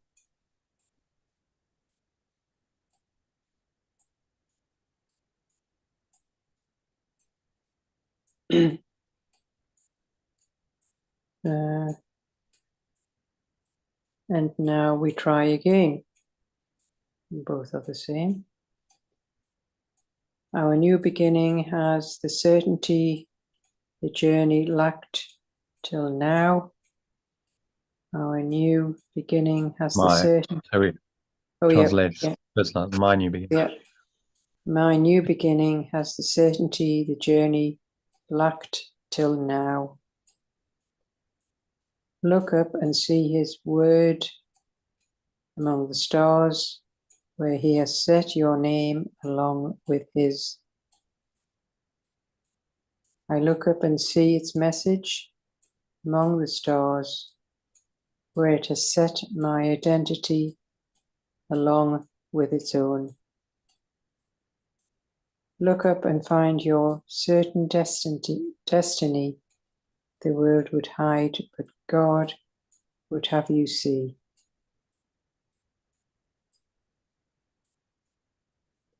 I look up and find my certain destiny the world was made to hide, but pure formless awareness of perfect love wants me to find.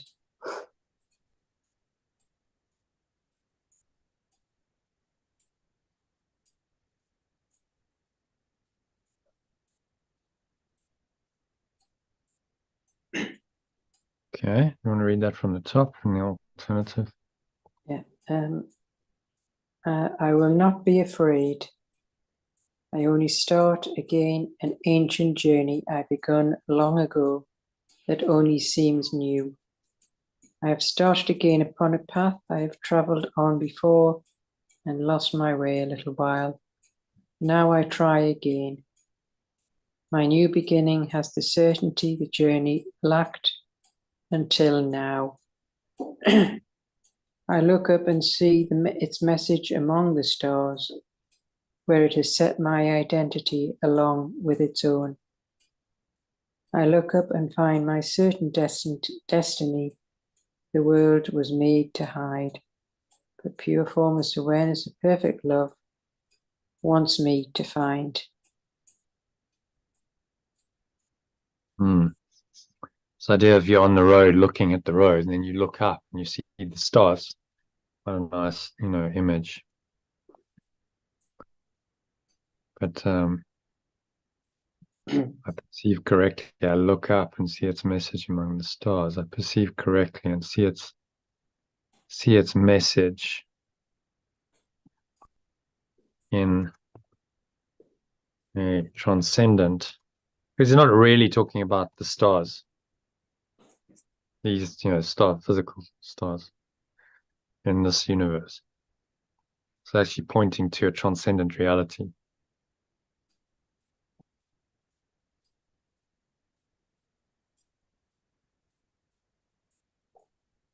Look up and perceive its message in a transcendent reality, where it has set my identity along with its own.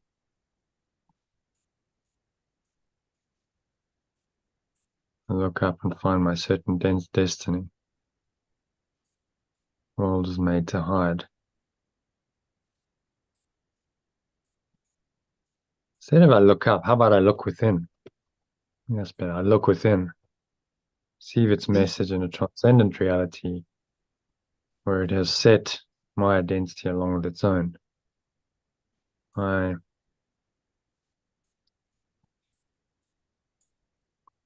So you're looking within rather than without.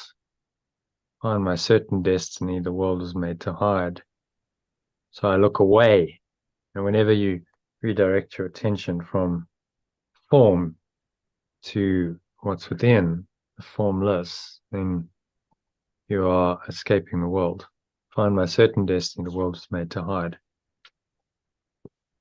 But pure formless awareness of perfect love wants me to find. That I only find it within, not outside. Because the world cannot tell you who you are. As if you remember that great line in The Matrix. Trinity says to Neo, he says, well, what does that mean? He's come back into the Matrix. He's saying, well, like I used to eat there, and this was my world, and none of it really exists, and none of it really happened. What does that mean? And her response is, the Matrix cannot tell you who you are.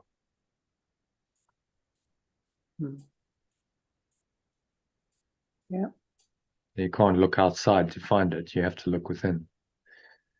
Hence, I look within. So I look up. I mean, he's using the analogy of the stars. I get it. Travel on a road looking up at the stars, but actually it's more helpful to, from a spiritual point of view, says, well, I look within. When I look within and I withdraw my attention from the outside world, then I perceive its message in a transcendent reality that's in my own mind, where it has set its identity along with its own.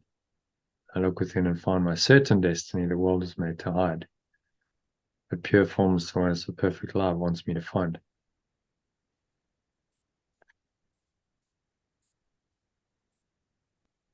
Okay, so any number 3? Yeah, that's good. It's nice, another nice paragraph. Nice imagery. It's really just saying it's all there for you. You know, your awakening is predestined. It's a done deal.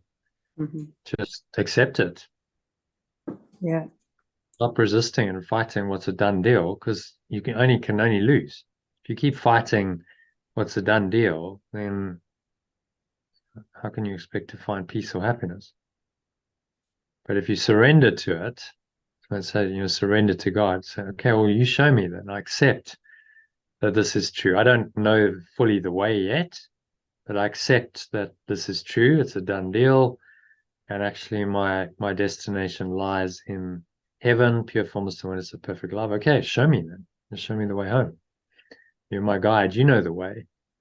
And then this program that was built in to the cosmos, the physical universe, from the very beginning of it, starts kicking in and working for you. The plan of that one-ment principle, I think he calls it, the atonement principle, that one-ment principle kicks in and starts working for you. It starts facilitating your awakening. And that's when we find ourselves in flow, synchronicities happen, miracles happen, and we start seeing that, you know, this purpose is actually real, because all these things are happening for us, which didn't happen before, just because we aligned with it. Okay, so number 4, penultimate paragraph. Let us wait here in silence and kneel down an instant in our gratitude to him who called to us and helped us hear his call. Let me just go sort this out.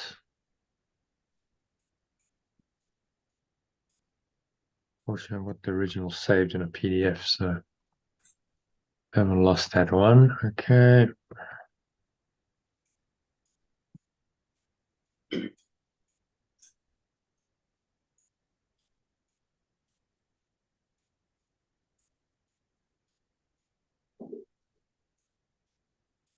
Okay.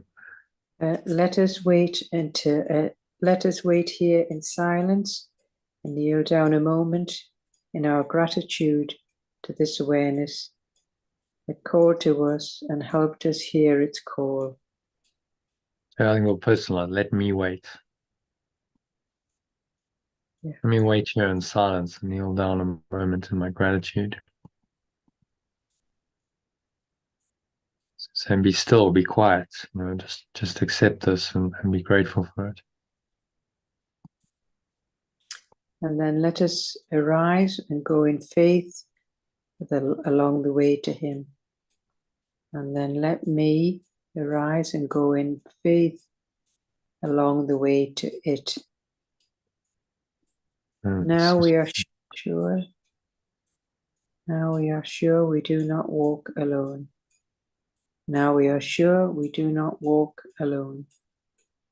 Yeah, let's personalize it, I think. Now I am sure.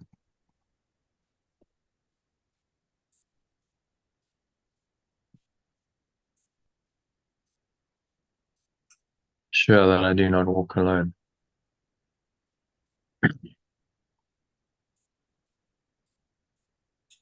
For God is here, and with him all our brothers. For pure formless awareness, perfect love is here, and with all our mighty companions. Now we know that we will never lose the way again.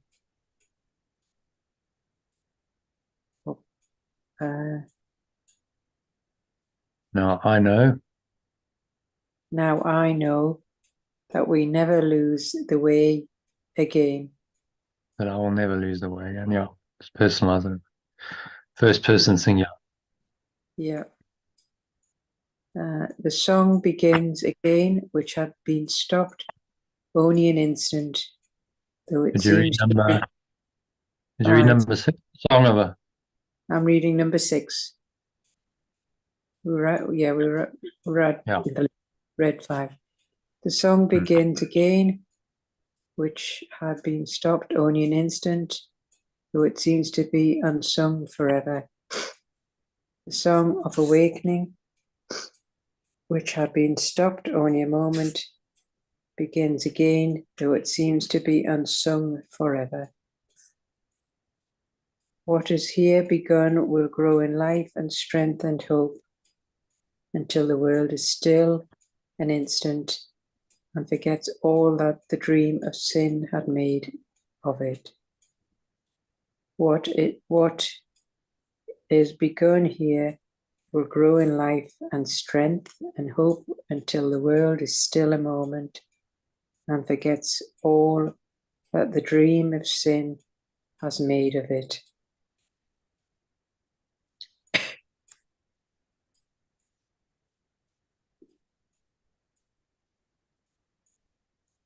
Well, okay. So read that from the top in the alternative. Let me wait here in silence and kneel down a moment in my gratitude to this awareness that called to us and helped us hear its call. And then I will arise and journey its faith along the way to it. Now I am sure that I do not walk alone, for pure formless awareness of perfect love is here, and all my mighty companions with it. Now I know that I will never lose the way again. The song of awakening, which was stopped only a moment, begins again, though it seems to be unsung forever. What I have begun here will grow in life, strength and hope, until the world is still a moment and forgets all that the dream of sin has made of it. Okay, so what's he saying in that one?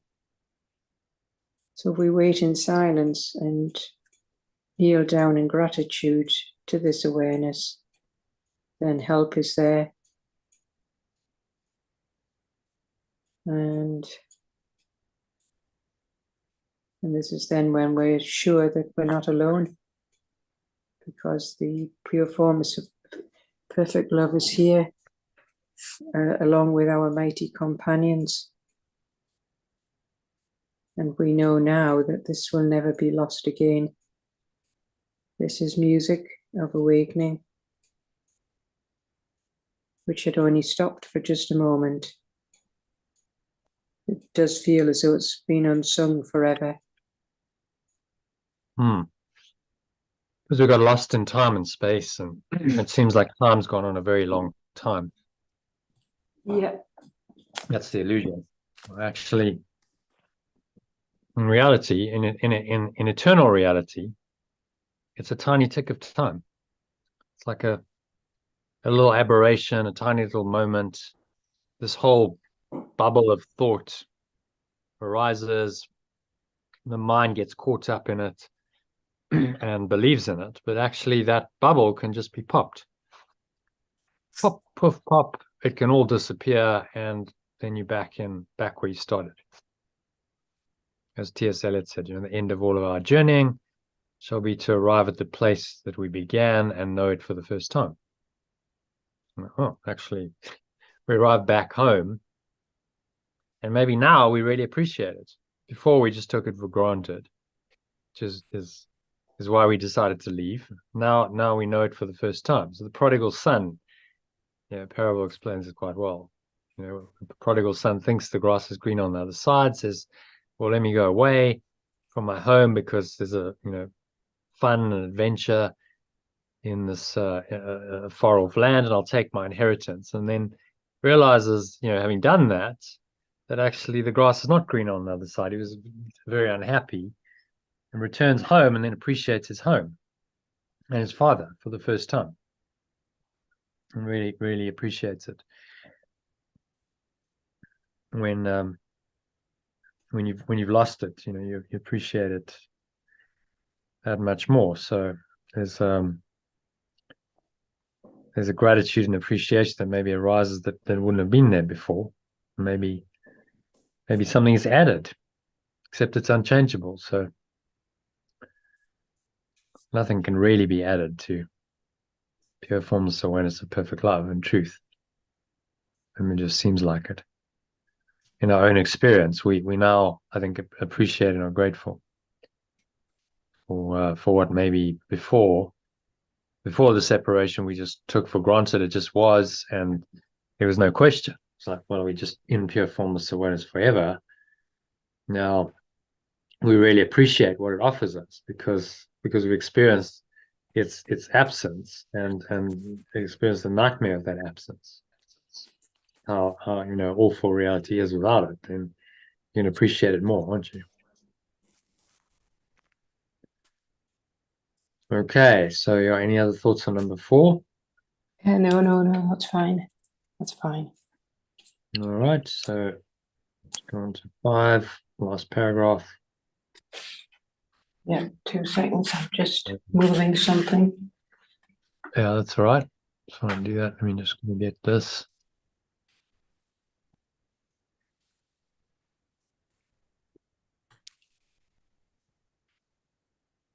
Get this and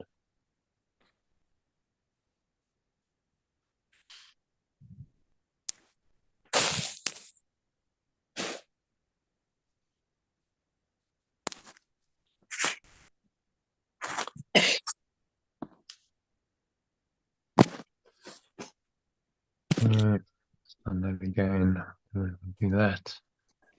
So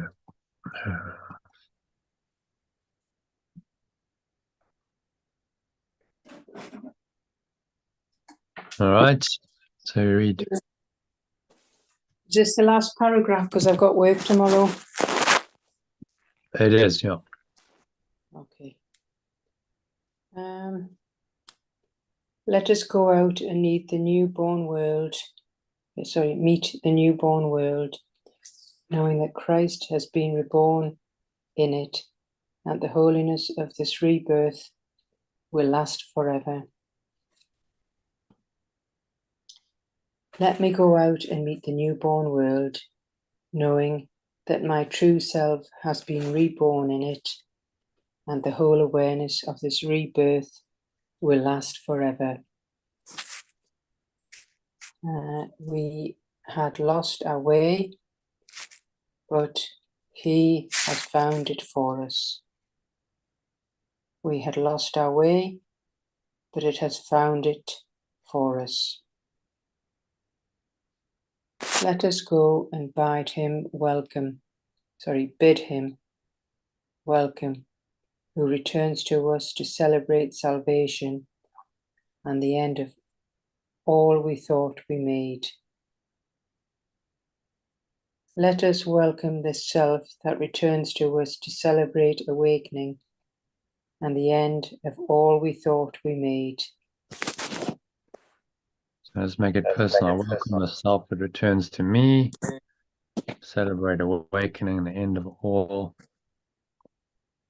I thought I made.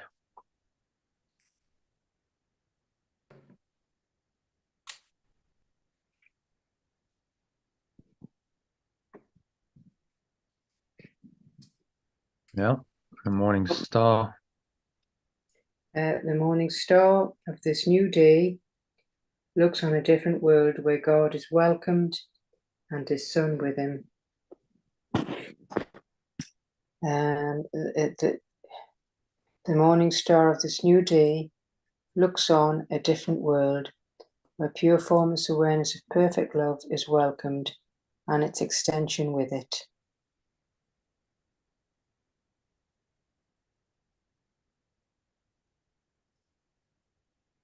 We who complete him offer thanks to him as he gives thanks to us.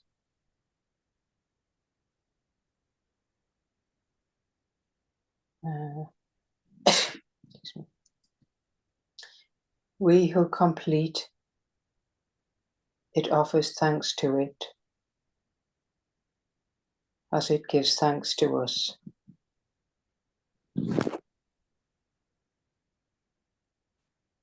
So, excuse me, got a dry throat I there. complete it, offer thanks to it. It was thanks to me.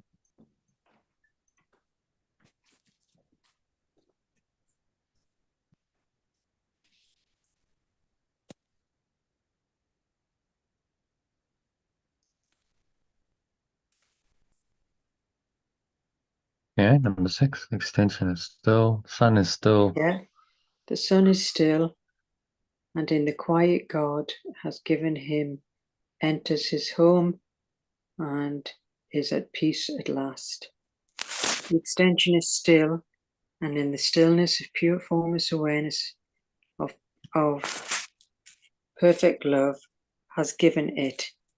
It enters its home and is at peace at last.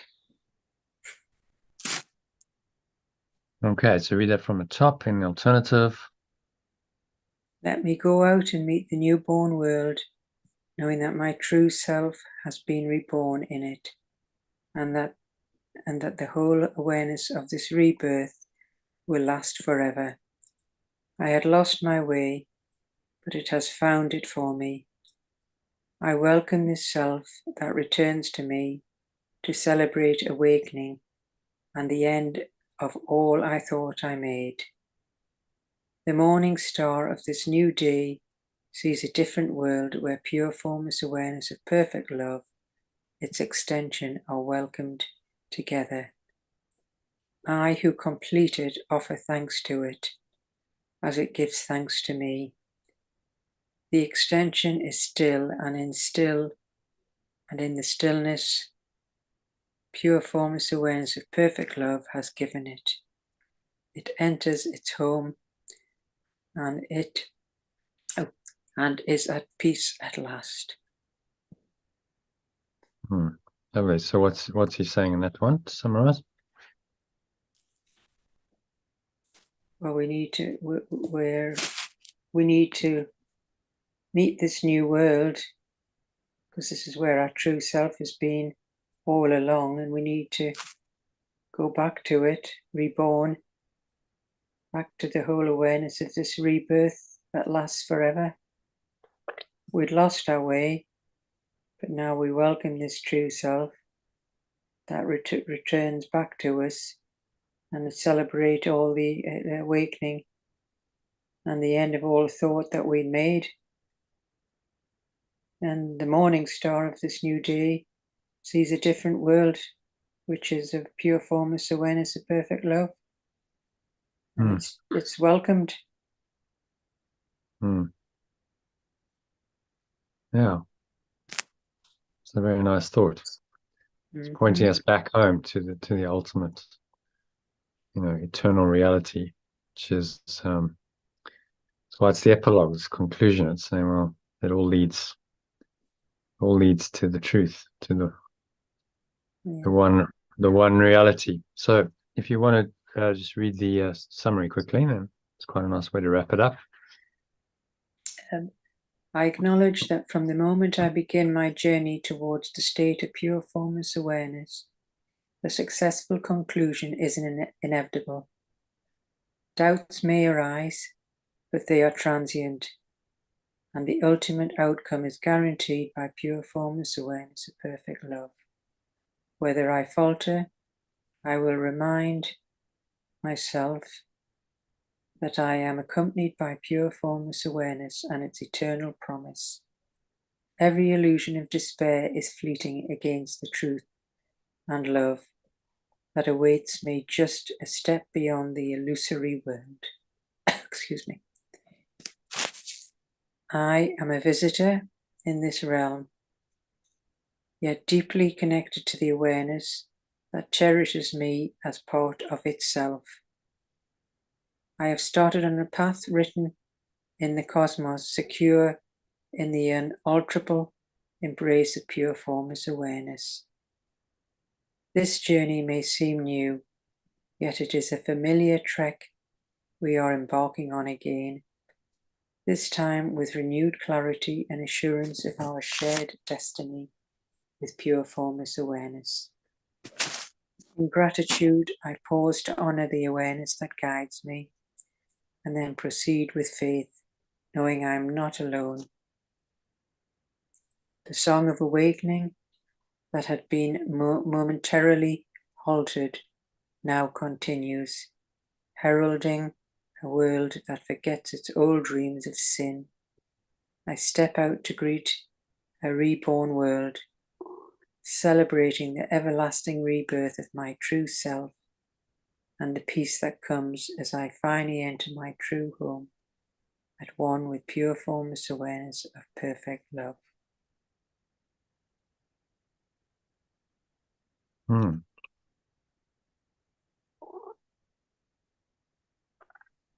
Yeah, lovely. He's pointing us to the the ultimate awakening. And the key message, just one short paragraph. Embarking on a journey to the state of pure formless awareness, I am assured of its successful end, guided by an unchanging love. Doubts and despair are fleeting as I rediscover my eternal connection to this awareness, and with renewed certainty, I move towards an everlasting peace within my true home. Amen.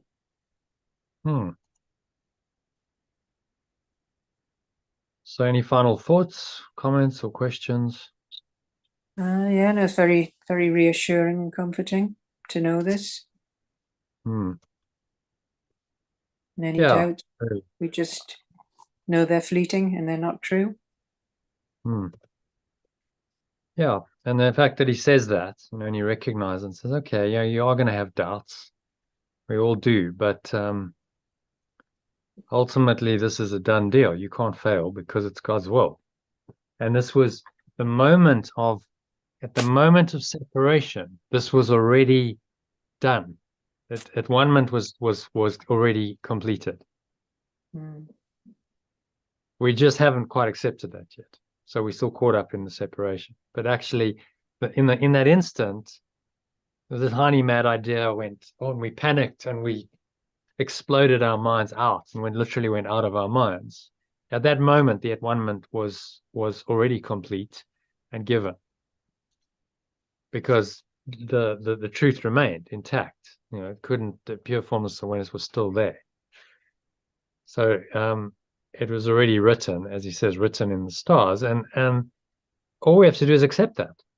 Saying, we'll just recognize it. You've gone on this long, fruitless journey. You're trying to find some kind of answer in the dream, and you never will. Just accept, the truth that lies beyond the dream. That's always been true, and then you're getting somewhere. Then you're really going home, and the Holy Spirit, which is a remembrance of perfect love, that's in charge of this at-one-ment process, then starts to work miracles in your life to bring you home and fulfill your destiny. And you see, you align your destiny, your own personal destiny, with then the destiny of the entire universe, because the destiny of everything in this world and this universe is to awaken to the truth. So you come into alignment with that higher purpose, and that's when miracles start to happen, and you start to see a transcendent, infinite power working in your life in a way that the ego can't really yet. It can't understand it. It can't get it. It can't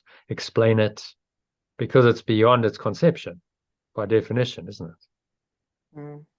The ego can't understand miracles because they come from a thought system beyond its. To understand miracles, it would have to deconstruct itself and become the Holy Spirit, which is kind of the process. That's actually what we're doing.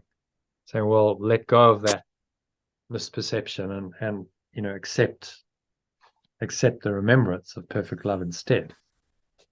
Deconstruct this doubting entity that really doesn't have a clue and can never, in this movie I said I watched yesterday, the guy said, well, I failed. He said, I failed miserably to awaken. The separate self, the character that I thought I was, failed despite all his efforts to awaken. And he said, you have to fail to awaken as a separate self to realize that you never were a separate self, to realize the delusion of the separate self, you see? So that's what happens. We fail, and then we go, well, there's something else beyond my little separate self. And that's when surrender to God happens. And that's when we really awake. Yeah. But sometimes we have to go through the despair, he points at the doubts and the despair to get there. Because when you're failing miserably to awaken despite your best efforts, then you doubt and you despair and you go, am I ever going to get this? Am I ever going to wake up? But the point is, you, the separate self, Elaine, can't wake up. That's the point. You get it? Yeah. You have to realize that you're not the separate self, that there's something beyond that, and allow that to come more and more into your mind, and allow Elaine to die. Yeah. That's the answer. When Elaine dies and there's no more separate self concept called Elaine, then you've awoken, and then you're beyond all doubt and despair. And then you're home. It's good. Yeah. Well explained. A lovely passage, really. Very good. Okay. Yeah. So any other questions, or are we done for tonight? Yeah. That's great. Another All good right. session. So thanks for joining. Yeah, great session. Yeah. And I'll see you tomorrow. So you're working tomorrow. Should we do an evening session then? Well, actually, I'm working in the morning, so I could do an afternoon, but it might be about 1:45, 1 o'clock. Yeah. Well, I think I've got a couple of meetings, so if we can do can we do the evening? Oh, okay. Right. The meetings tomorrow night. Yeah, that's fine. All right. So evening, 6 o'clock. Yep, that's good. Lovely. All right. Moving on to, I think it's the manual for teachers. Okay, that's good. Yeah. Right. So I've never done that. So yeah. Well, that's like the FAQs, frequently asked questions, essentially. Put an FAQs into the course. So it's about 29 questions, which he then answers. So like some aspects that he hasn't covered fully enough in text. So it's some interesting stuff. Okay, so I'll see you then. Thanks, Elaine. Right. All right. Namaste. Okay, thanks for joining. Bye. Stay. All right, so thank you to Elaine and Kim for joining, making the session possible. Great session. Maybe the key message is your awakening is a done deal. Just surrender to it. So I hope that's inspired you. If it has, then you can do a couple of things to take another step. Join us in our next masterclass, which is early next year in January. There's a link below this video, AOLG.com. You can go and register. And we're starting this whole program, which is working through A Course in Miracles from day one in February. So join us then if that inspires you to work through this profound material live in the way you just observed in the session. And can also get the email that I sent, content in a Telegram message, also free. So the link below to sign up to that. And if you haven't already subscribed to the channel, then do that to be notified whenever I live stream or upload a video. And there's lots of those 6 days a week. And next year there'll be others I upload. So thank you for joining, and I hope to catch you on the inside soon. Namaste, which means the true self, the awakened self in me that knows only peace, acknowledges and honors that same true awakened self that knows peace in you.